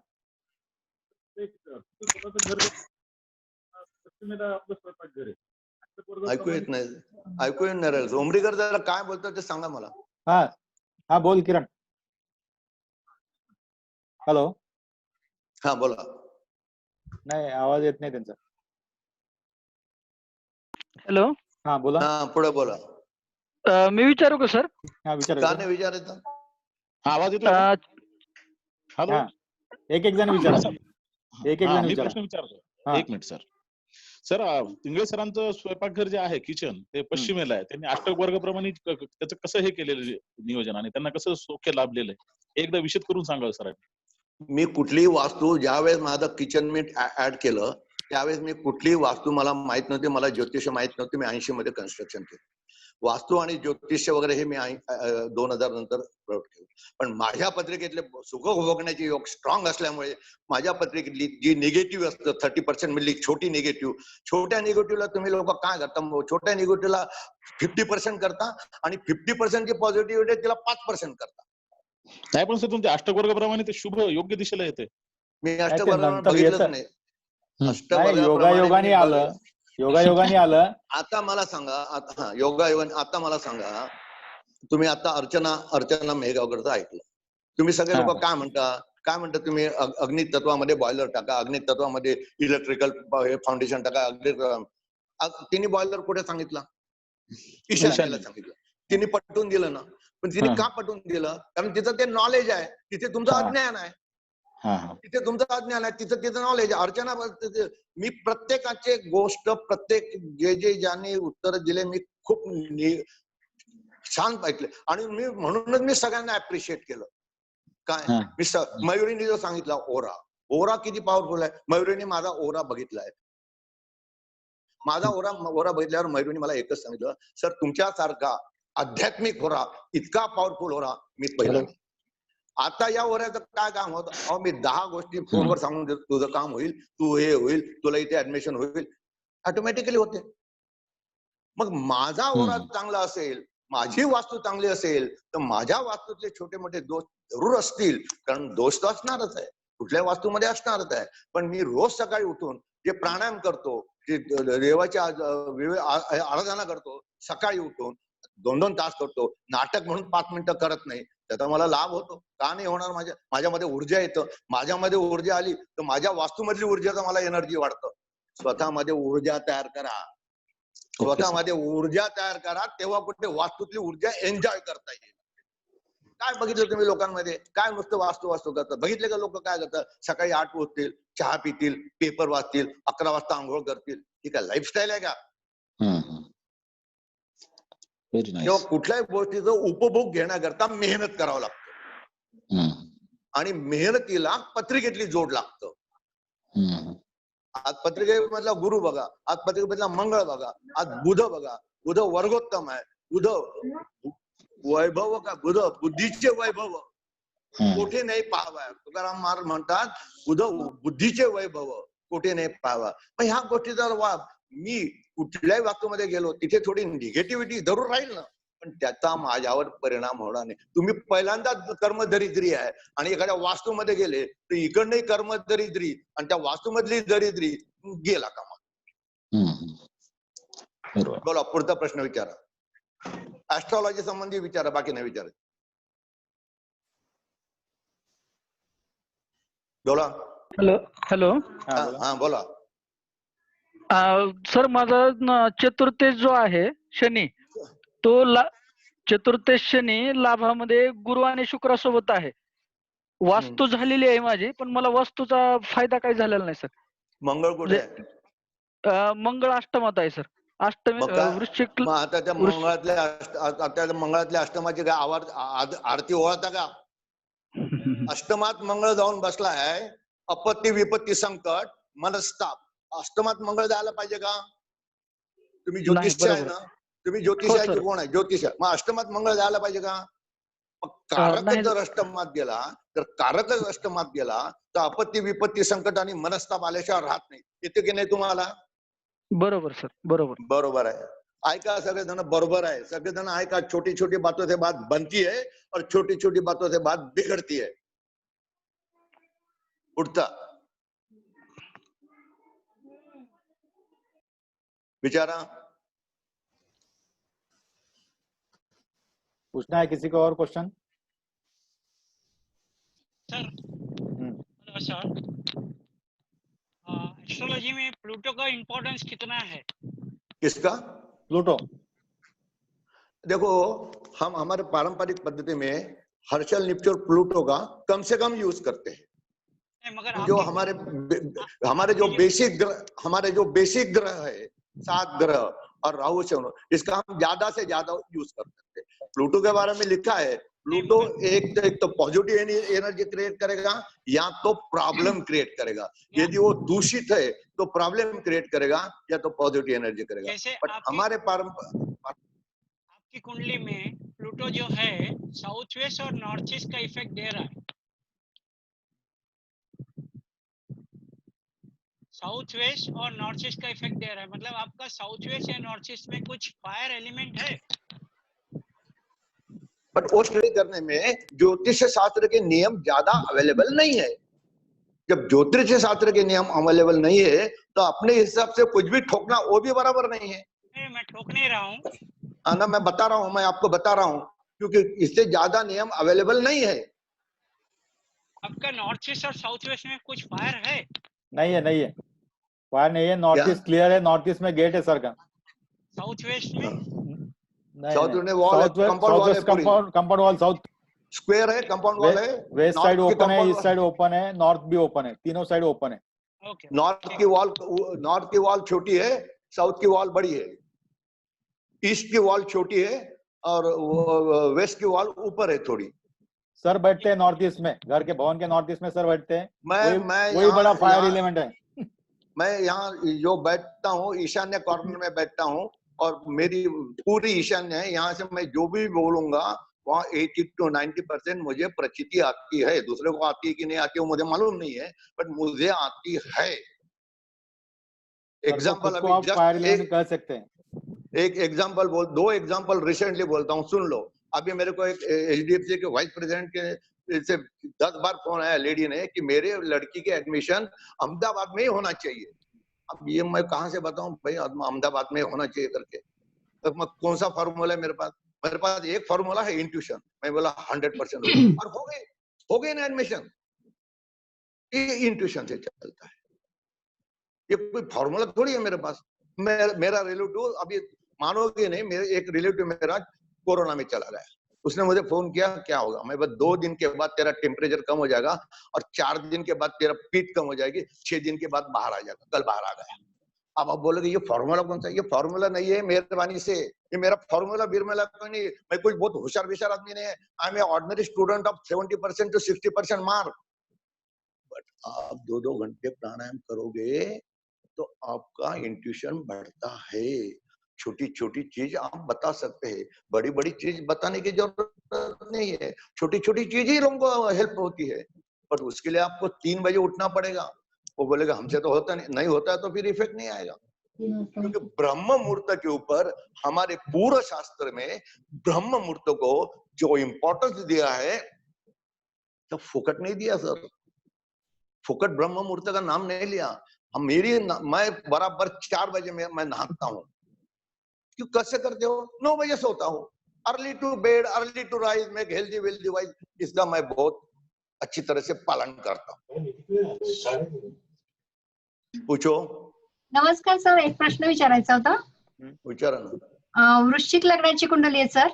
आणि कुंडल्या बिंडल्या ज्या असतात ना, एक हे सगळं अर्धवट नॉलेज असतं. पूर्ण कुंडली मांडा, त्याच्यामध्ये अष्टवर्ग मांडा, त्याच्यामध्ये नमांश मांडा आणि मगच उत्तर द्या. बोला आता तुमचं काय. मी तुम्हाला आधीच सांगितलं काय आहे ते. बोला आता त्याच्यावर मी तुम्हाला उलटे प्रश्न विचारेल. सांगा काय. सर लग्नेश सप्तमात आहे आणि लग्नेश मंगळ सप्तमात आहे आणि सप्तमेश शुक्र लग्नात आहे, म्हणजे परिवर्तन योग झालाय. आणि चतुर्थेश शनी जो आहे तो आत्माकारक आहे. आता सप्तमेश लग्नी आहे, कुठल्या राशीत आहे? वृषभ राशीत. वृषभ राशीत आहे. त्याच्यावर कोणाकोणाची दृष्टी आहे? रवी आणि शुक्र लग्नामध्ये आहेत, त्यांची दृष्टी आहे सप्तमेशा. सप्तम रवीची दृष्टी आहे, शुक्रावर रवीची, म्हणजे तो शत्रूची दृष्टी आली. शुक्रावर शत्रूची. रवी शत्रू आहे ना. रवी शुक्र लग्नात आहे सर, सोबत आहे. हा तर मग शत्रू बरोबर बसलाय ना. हो. मग शत्रू बरोबर बसला तर त्याची निगेटिव्हिटी डेव्हलप झाली पहिली. मग आता अष्टमेश कुठे आहे? अष्टमेश गुरु भाग्यात आहे सर, कर्केचा गुरु आहे.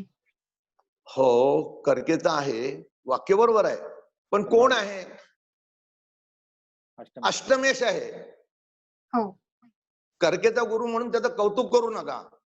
तो अष्टमेश आहे आणि तो लग्नाला बघतो, तो शुक्राला बघतो.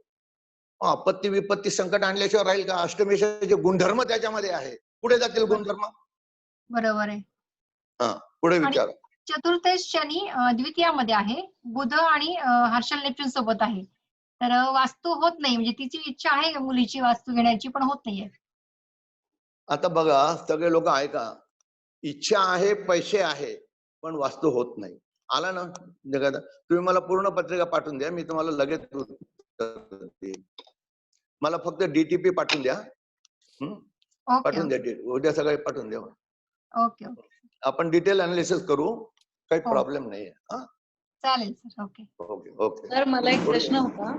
हा, विचारा ना. सर तुम्ही ब्रह्ममुहूर्त जेव्हा म्हणाला तर ब्रह्ममुहूर्ताचा एक्झॅक्ट टाइम काय आहे हो? ब्रह्ममुहूर्ताचा टाइम सूर्योदयाच्या अगोदर 2.5 तास.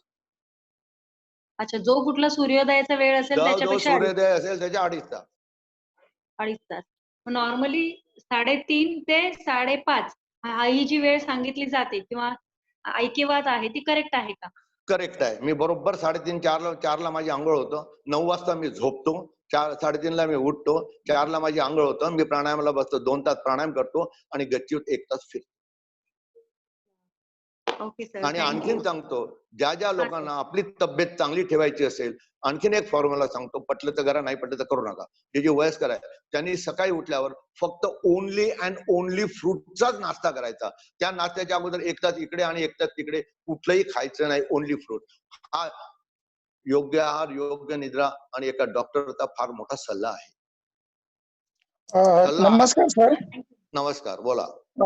सर, चलिताचं फळ कसं बघता? एखादा ग्रह पुढच्या घरात गेला किंवा मागच्या घरात गेला तर त्या घरातलं फळ बघायचं की ओरिजिनल लग्न कुंडली जिथे आहे तिथे बघायचं? एक सांगतो, पहिल्यांदा शनीची पॉवर सांगा. पहिल्यांदा शनीचं बल सांगा. पहिल्यांदा शनी कोण आहे ते सांगा. लग्नेश आहे, अष्टमेश आहे, पंचमेश आहे, त्याला बल किती आहे? 6 प्रकारचे बल आम्ही शिकवलंय. त्याला नमोंश बल काय आहे, त्याला षडाष्टक बल काय आहे, त्याला विषोपिका बल काय आहे, त्याला अष्टकवर्ग बल काय आहे. कारण strength of the planet give output. नुसता एक शनी उघडला तर त्याचं बल न बघता, तो कोण आहे हे न बघता असं सांगणं कठीण जातं. ओके. बोला नेक्स्ट. अरे टेक्निकल विचारा ना यार, एवढे लोक एवढे शिकले आपण, एवढा ग्रुप आहे 100 लोकांचा. You ask me question.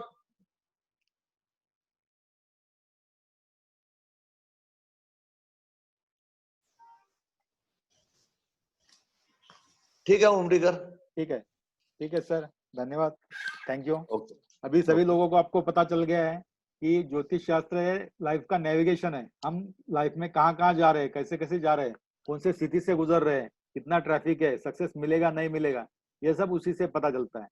तो हम जब वास्तु का कंसल्टेशन करते हैं तो ये क्लाइंट्स का भी पता चल जाता है कि क्लाइंट को रिजल्ट मिलने वाला है या नहीं है. नहीं तो आप 5-50 हजार की रेमेडी करोगे और उसको रिजल्ट नहीं मिलने वाला, उसके दिन अच्छे नहीं है, उसका अष्टकवर्ग में 0 आ रहा है, 1 आ रहा है, तो अपने वो सोचना चाहिए, देखना चाहिए. तो कोई भी रेमेडी करते समय आपको एस्ट्रोलॉजी का कंसर्न करना ही चाहिए. एस्ट्रोलॉजी को कंसर्न करके ही चलना है. एटलीस्ट वास्तु के लिए जितना लगता है, 4th हाउस, 1st हाउस, लाभ स्थान, ये इतने बारे में तो भी आपने सब सीख लेना चाहिए, जान लेना चाहिए. ठीक है. तो हाँ क्वेश्चन, हाँ विचारा. सर, कुंडलीवरून ब्रह्मस्थान कुंडलीवरून ब्रह्मस्थान तुमच्या प्लॉटवरून येतं. कुंडलीचं कुठं ब्रह्मस्थान आलं? नाभी हे ब्रह्मस्थान आहे. आपण जसं तुमच्या प्लॉटच्या डायमेन्शन प्रमाणे ब्रह्मस्थान फिट होतं. प्लॉट साठी वास्तूचे नियम लावा, स्वतःसाठी कुंडलीचे नियम लावा. कुंडलीवरून ब्रह्मस्थान, कुंडलीवरून south west cut, north west cut असं काही करू नका. त्यासाठी सरळ नियम आहेत, ते आपण पाहायचे असतात. हे सांगितलं ते करणं काय बरोबर नाहीये. ठीक आहे. कुंडलीवरून तुमचं वास्तूचं सुख कळेल. वास्तू कशा प्रकारे वास्तू सुख मिळणार आहे, काय क्वालिटीचं असणार आहे, कधी मिळणार आहे, हे तुम्हाला त्या कुंडलीवरून कळेल. पण कुंडलीवरून कुंडलीचे नियम वास्तूला आणि वास्तूचे नियम कुंडलीला असं लावता येणार नाही. बर आहे सर, काय करणार अरे आता? सगळ्यांना लाल सोप्या किता वास्तू सगळ्यांना वाडीने भरायलेलं आहे ना सगळं. देखो, सबको सबका सुनना है, अपना भी लॉजिक लगाना है. हम जब क्लाइंट के पास जाते हैं, क्लाइंट हमसे होशियार है, क्लाइंट साइंटिफिक है, हम जी। लोगों को साइंटिफिक जवाब देना है. जी अगर जी, कोई अगर कोई शास्त्र बता के, लाल किताब बता के वो भी सही बता रहे नहीं बता रहे, उसका भी आपको शर्मनिशा करनी चाहिए. बिल्कुल बिल्कुल सर. आप अगर गलत हो गए या किसी ने आपको फंसाया तो आप क्लाइंट को फंसाओगे. तो आपको अलर्ट रहना चाहिए, आपको समझना नहीं, चाहिए सर, क्या लेना है, सर, कैसे लेना है. Hats off to Vijay sir. बिल्कुल थैंक यू. पूछो सर, अगर जैसे वास्तु दोष बहुत है, तो पहले हम लोग उसकी कुंडली देखेंगे क्या? धीरे धीरे बोलो. क्या बोला था आपने? अगर वास्तु दोष ज्यादा है घर में, कोई क्लाइंट हमें बताता है कि बहुत सारे प्रॉब्लम्स है, तो हम लोग क्या पहले कुंडली देखेंगे क्या उसकी? हाँ बिल्कुल, कुंडली तो देखना ही चाहिए. बिल्कुल. कुंडली में आपको कुंडली में आपकी दशा क्या चल रही है. मैं आपको एक चीज अभी 2 मिनट में समझाया. एक लड़की है, बॉम्बे में 8 साल से वास्तु में रहती है, साउथ वेस्ट डोर है, 8 साल से उसका ठीक ठाक चल रहा था, प्रमोशन हो गए, पैसे मिल गए. आज मुझे बोलती है कि सर अंकल प्रॉब्लम आएगा. मैं जाके देखा, दशा डाउन, अष्टक वर्ग डाउन, कहाँ से पॉजिटिविटी आएगी. तो दशा भी यदि डाउन है और वास्तु दोष भी यदि है तो निगेटिविटी ज्यादा बढ़ती है. पर दशा पॉजिटिविटी है और वास्तु में माइनर दोष है तो ओवरकम होता है. ठीक है. और किसकी कुंडली देखेंगे? घर में सबकी कुंडली देखनी है या जो है उसकी कुंडली देखनी है? नहीं कहा आपको इतने बार बरोबर. घर में पहले बरोबर ओनर नहीं की, स्वामी की, ग्रह स्वामी की कुंडली देखनी है और घर में रहने वाले सभी की भी देखनी है. हाँ, सभी की देखनी है. सभी के कुंडली से उनका सबका इवैल्यूएशन करते हुए वास्तु को देखना है. ठीक है. Thank you sir. Thank you. आता कालच्या प्रमाणे आज आपल्या अजून एक विद्यार्थी आहेत. हॅलो, एक मिनिट, आता थांबा, आता क्वेश्चन बंद. ठीक आहे. तर मी आता एक इन्व्हाइट करतो आर्किटेक्ट परिणिता काळे. ह्या अटलांटामध्ये आहेत, अमेरिकेमध्ये आर्किटेक्ट आहेत आणि वास्तूचा कोर्स त्यांनी मागच्या 2 वर्षापूर्वी येऊन केलेला आहे. मिडीज पण ते करतात. तर त्यांना मी बोलवतो त्यांचं शेअरिंग करण्यासाठी. ते स्वतः हॅलो आहेत ना? Hello Parinita madam. हा हॅलो सर. हा नमस्कार. तुम्ही नमस्कार. जे काय वास्तू शिकल्यानंतर तुमच्या प्रॅक्टिस मध्ये त्याचा कसा वापर करता आणि परदेशातही तुम्ही ते कसं चांगल्या प्रकारे करू शकता त्याबद्दल थोडस सांगा. तर मला पहिल्यात प्रथम म्हणजे सरांना थँक्यू म्हणायचंय. मराठीत बोललं तर चालेल का? हो मराठीत बोला, काय हरकत नाही. हा, तर उमरेकर सरांना मला थँक्यू म्हणायचं आहे की ते इतक्या सुंदर रीतीने शिकवत आहेत. 2018 साली मी बँगलोरमध्ये त्यांना भेटलेले आणि तिकडून प्रवास चालू झाला, त्यांच्याकडनं शिकले. आणि आर्किटेक्ट असल्यामुळे मला नेहमीच वास्तूमध्ये इंटरेस्ट होता, पण आम्हाला कधीच कॉलेजमध्ये शिकवलं गेलं नाही. तर तो प्रवास म्हणजे इतक्या उशिरा चालू झाला आयुष्यात.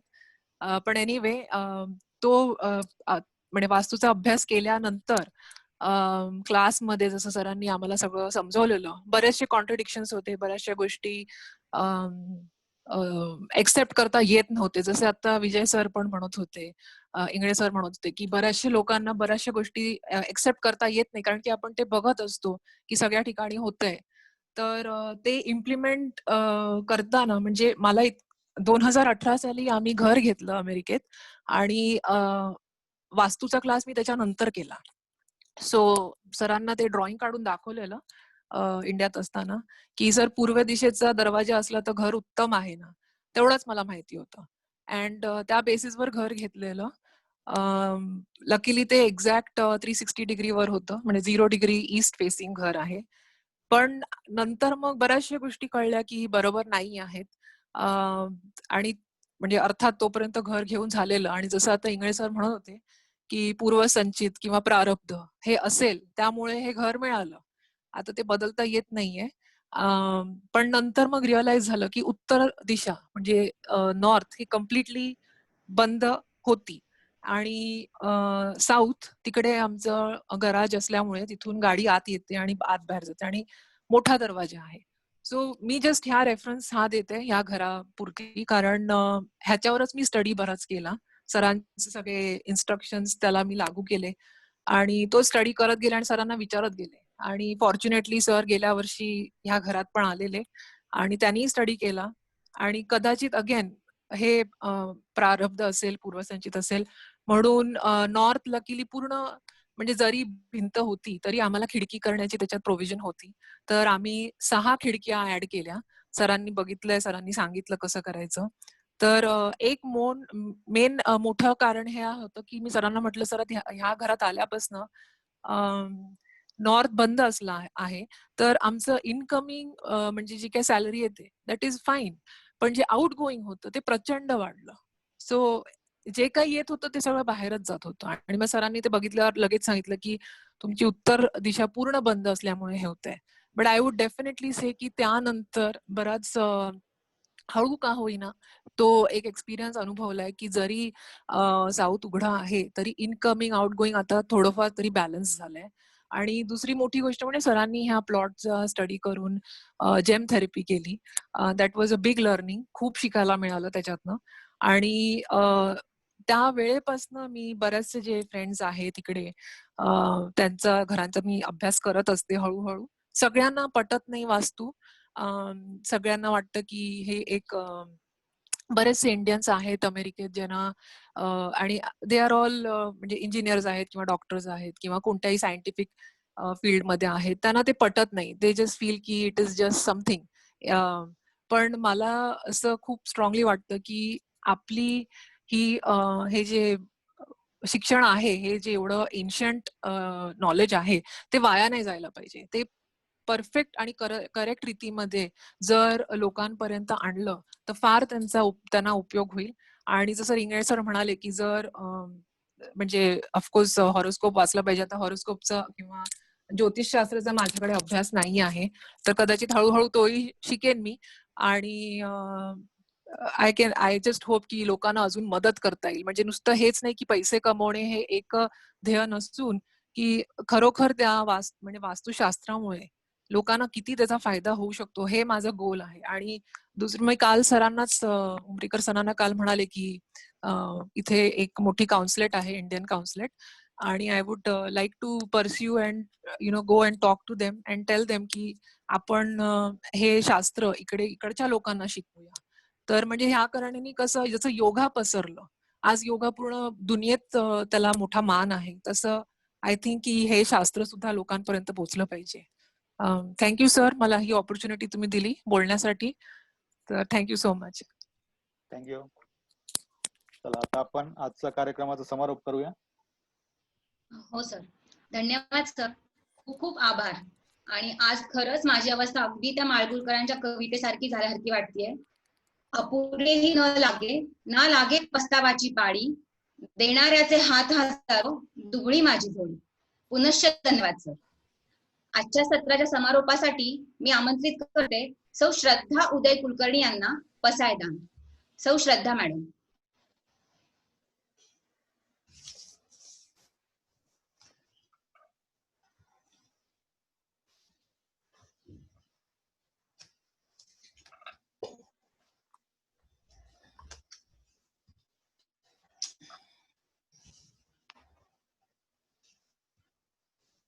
उदयजी.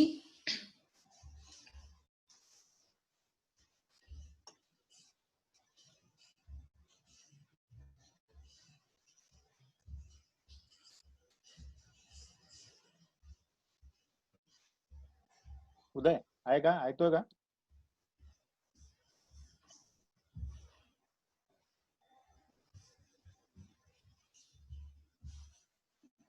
नमस्कार, कोविड-19 अनलॉक की प्रक्रिया अब पूरे देश में शुरू हो गई है. ऐसे में हॅलो हॅलो, हा कुलकर्णी साहेब का? हा, डॉक्टर पाचपांडे बोलतोय, डोंबिवलीवरनं, मुंबई. उदय सर. आहेत येतोय, sir, ते येतोय. उत्तर नाही देत आहेत. नाही येतोय. एक मिनिट, मला एक अनाउन्समेंट करायची आहे. तर आता आपण सगळ्यांनी ऐकलंय की ध्यानाचं महत्व. आर्ट ऑफ लिव्हिंग तर्फे एक ध्यान शिबिर आता ऑर्गनाईज होत आहे. तर त्याची एक इन्फॉर्मेशन देण्यासाठी मी अंजली आहेत का, त्यांना एक बोलू. आहेत. हा आहेत. तेव्हा पण उद्या येईल तेव्हा पण आपण त्यांना ऐकू. अंजली येस. बोला. धन्यवाद नरेन सर, तुम्ही खरं म्हणजे अपॉर्च्युनिटी दिली. तर आता मी बघितलं असेल की सगळे सेशन्स आपण जे बोलतोय ते एनर्जी बद्दल बोलतोय, राईट. आपल्या जशा एनर्जी बदलत राहतात त्याप्रमाणे आपण बदलतो किंवा आपलं कार्य बदलतं. आता सध्या कोविड सिच्युएशन मध्ये आपली इम्युनिटी ही खूप महत्वाचा रोल करते. सगळ्यांना भीती, अरे मला कोविड झाला नाही. कोविड होण्याचं मेन रिझन म्हणजे तुमची लो इम्युनिटी. इम्युनिटी वाढवण्यासाठी काय आवश्यक आहे, तर 4 महत्वाचे फॅक्टर्स आवश्यक आहेत. एक तर फूड, दुसरा म्हणजे तुमचा ब्रेथ, तिसरं तुमची स्लीप आणि चौथा महत्वाचा म्हणजे स्टेट ऑफ माइंड. म्हणजे मनाची अवस्था जर चांगली असेल तर तुम्ही त्याच्यावरही, हे 4ही फॅक्टर्स खूप इम्युनिटी बूस्ट करण्यासाठी आवश्यक आहेत. बऱ्याचदा समज असतो की आपण पिल्स घेतल्या, एखादी औषधं घेतली आणि आपली इम्युनिटी वाढते. पण तुम्हाला लॉंग टर्म इम्युनिटी जर हवी असेल तर काही आयुर्वेदाचे फॉर्म्युले अप्लाय करणं गरजेचं आहे. आणि त्याचशिवाय आपली लाईफस्टाईल, आपल्या खाण्याच्या सवयी, जसं इंगळे सर पण म्हणाले, आपण किती वाजता उठतो, किती वाजता झोपतो, आपल्या खाण्याच्या सवयी आणि दिनचर्या ही खूप महत्वाची ठरते. तर आर्ट ऑफ लिव्हिंग या सगळ्यांचं एक संतुलन म्हणून एक असा 4 दिवसांचा प्रोग्राम आहे, Art of Living happiness programme, ज्याच्यामध्ये आपण या 4ही गोष्टींवर काम करतो. एक तर आपलं खाणं, फूड, लाईफस्टाईल, हेल्थ आणि इम्युनिटी. आणि सगळ्यात महत्वाचं म्हणजे ब्रेथ. आपण जसं श्वास घेतो, मेजॉरिटी 90% आपली जी एनर्जी आहे ती आपल्याला श्वासामुळे मिळते. बऱ्याचदा आपल्या श्वासाच्या काय म्हणतात लयीनुसार आपल्या भावना सुद्धा बदलतात. जर तुम्ही ऑब्झर्व केलं असेल तर तुम्हाला जेव्हा राग येतो तेव्हा तुमच्या श्वासाची लय वेगळी असते. तुम्ही जेव्हा आनंदी असता तेव्हा तुमचा श्वास वेगळ्या पद्धतीचा असतो. श्वासाद्वारे आपण इमोशन सुद्धा कंट्रोल करतो. तर हा जो प्रोग्राम आहे हा 4ही गोष्टींवर फोकस करतो. तर तुमचा पहिला श्वास, दुसरा तुमचा फूड, तिसरं महत्वाचं तुमचं स्लीप आणि चौथं तुमचं मन. या 4ही साठी आवश्यक ज्या ज्या गोष्टी आहेत त्या या कोर्समध्ये शिकवल्या जातात.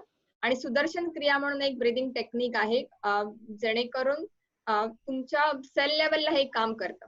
आणि आपले एक वेगस नर्व म्हणून एक आहे आपल्या शरीरामध्ये, जी आपले शरीरातले जे इम्पॉर्टंट अवयव जसे फुफ्फुस म्हणा, यकृत म्हणा, लंग्स म्हणा, लिव्हर म्हणा, या 4ही अवयवांसाठी न कनेक्ट करते. आणि जेव्हा आपण सुदर्शन क्रिया करतो ते सुदर्शन क्रिया या वेगस नर्वला इम्प्रूव्ह करते आणि तिची फंक्शनॅलिटी वाढवते. तर मग हा 4 दिवसांचा रोज 2 तास असा प्रोग्राम आहे. 18 वर्षावरील व्यक्ती करू शकतात.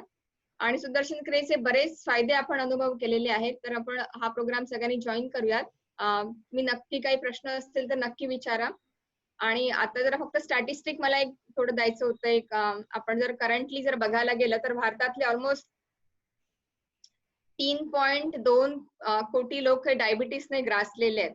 तेवढेच लोक मॅक्सिमम प्री डायबिटिक कंडिशन मध्ये आहेत. ऑलमोस्ट 50% लोकांमध्ये डिफिशियन्सी आहे आणि B12 डिफिशियन्सी आहे. तर मग हे संतुलन करण्यासाठी आपल्याला काही गरज आहे. आणि हे आय थिंक आर्ट ऑफ लिव्हिंगचा हा कोर्स याच्यासाठी खूप उपयोगी पडू शकतो, या आपली इम्युनिटी वाढवण्यासाठी. तर त्याचं पोस्टर आपण शेअर करूयात. सर तुम्ही ते पोस्टर शेअर करा. 17 ते 21 4 दिवसांसाठी हा प्रोग्राम होतोय. वेगवेगळ्या 5 बॅचेस आहेत आणि कुठलीही बॅच तुम्ही निवडू शकता. आणि त्याच्यामध्ये मेन जसं मी म्हणाले की फूड, तुमचा ब्रेथ, सुदर्शन क्रिया आणि स्लीप या 4 गोष्टींबद्दल आपल्याला अधिक माहिती मिळते. आणि त्याची रेग्युलर प्रॅक्टिस केल्यामुळे तुम्ही तुमची इम्युनिटी वाढवू शकता आणि तुमचं मन आनंदी ठेवू शकता. हे 2 मेजर बेनिफिट्स आहेत त्याचे. आणि मी तर म्हणेन सगळ्यांनी जरूर करावा. त्याची 1 टाइम फीज आहे 1200 रुपये. आणि इतर आपण डॉक्टरसाठी खर्च करण्यासाठी स्वतःवर हे पैसे आपण खर्च केले तर त्याचा जास्त आपल्याला फायदा होईल. तर जरूर करा. हा 17 ते 21 आहे. त्याची रजिस्ट्रेशन लिंक पण चॅट मध्ये मी पाठवते आणि मी करू शकता. थँक्यू नरेंद्र. फ्लायर मी हे केलेलं आहे, फ्लायर पाठवलंय ग्रुपमध्ये. ओके. त्यात नंबर पण दिलेला आहे ग्रुप त्याच्यात खाली.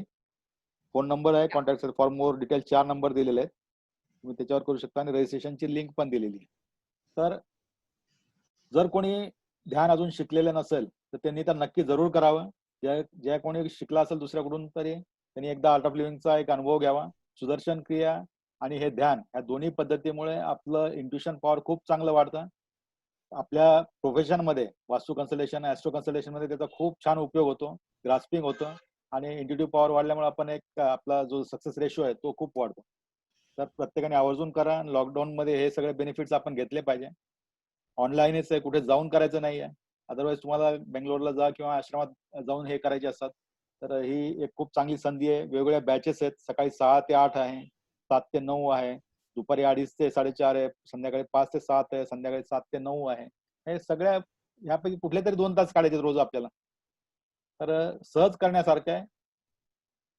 तर मॅनेज करून तुम्ही करा. घरातल्या सगळ्यांना, मुलांसाठी खूप चांगलं आहे, लहान मुलांसाठी चांगलं आहे, त्यांच्या अभ्यासासाठी चांगलं आहे, वयस्कर असेल तर त्यांच्यासाठी सुद्धा चांगला आहे, सगळ्यांसाठी चांगला आहे. एकदा पहिला हा कोर्स बेसिक हॅपीनेस कोर्स हा मी सांगतो म्हणून तुम्ही करून पहा.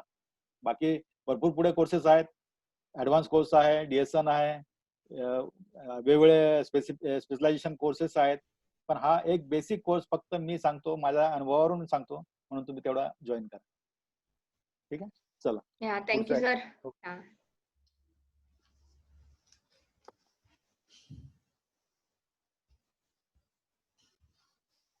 कोण म्हणणार सगळ्यांना आलेत ते?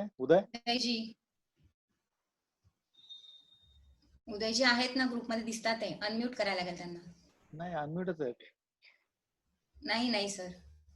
ठीक आहे. हॅलो, आवाज येतोय? येतोय. हा, येतोय.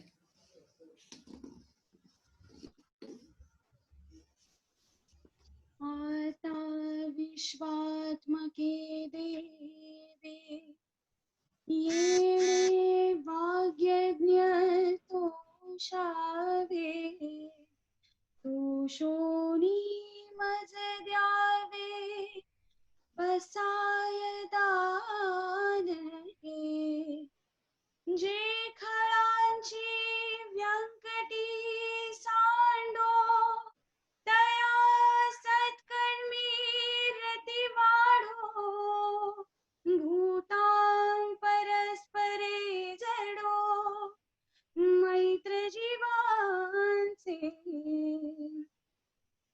दुरितांचे तिमिर जाओ, विश्व स्वधर्म सूर्य पाओ, जो जे वांछिल तो ते लाहो, प्राणी जात वर्षत सकळ मंगळी, ईश्वर निष्ठांची मांदियाळी, अनवरत भूमंडळी भेट तू भूता. चला कल्पतरूंचे आरव, चेतना चिंतामणीचे गाव, बोलते जे अर्णव पियुषांचे, चंद्रमेचे अलांछन मार्तंड जे तापहीन, ते सर्वाही सदा सज्जन, सोय रे हो तू.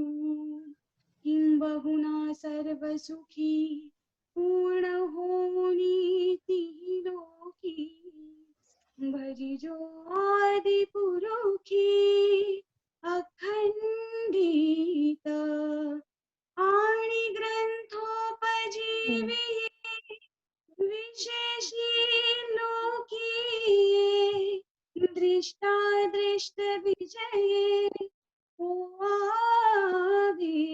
जी. येठ म्हणे श्री विश्वेश्वराव, दान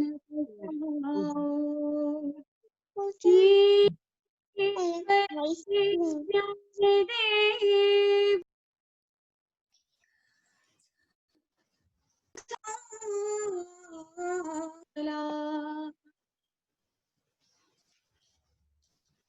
जय गुरुदेव. जय गुरु. ठीक आहे, आज इथे आपण थांबूया. उद्या आपल्याकडे वेळ कमी आहे, 4 वक्ते आहेत, तर शक्य झालं तर आपण 3:30ला सुरू करता येईल का आपल्याला, किंवा मग 1 दिवस वाढवावं लागेल, किंवा मग सगळ्यांचं 10-10 मिनिटं प्रेझेंटेशन कमी करावं लागेल. 3:30ला चालेल सर. चालेल आहे? ठीक आहे, मग आपण 3:30 पासून सुरू करू. ठीक आहे, 3:30ला सुरू करा सर. हो चालेल. 3:30 ठीक आहे, 3:30ला सुरू करू आपण, म्हणजे मग उद्या सगळं पूर्ण संपून जाईल. ठीक आहे, ओके. जय गुरुदेव. जय गुरुदेव. जय गुरु. जय गुरुदेव.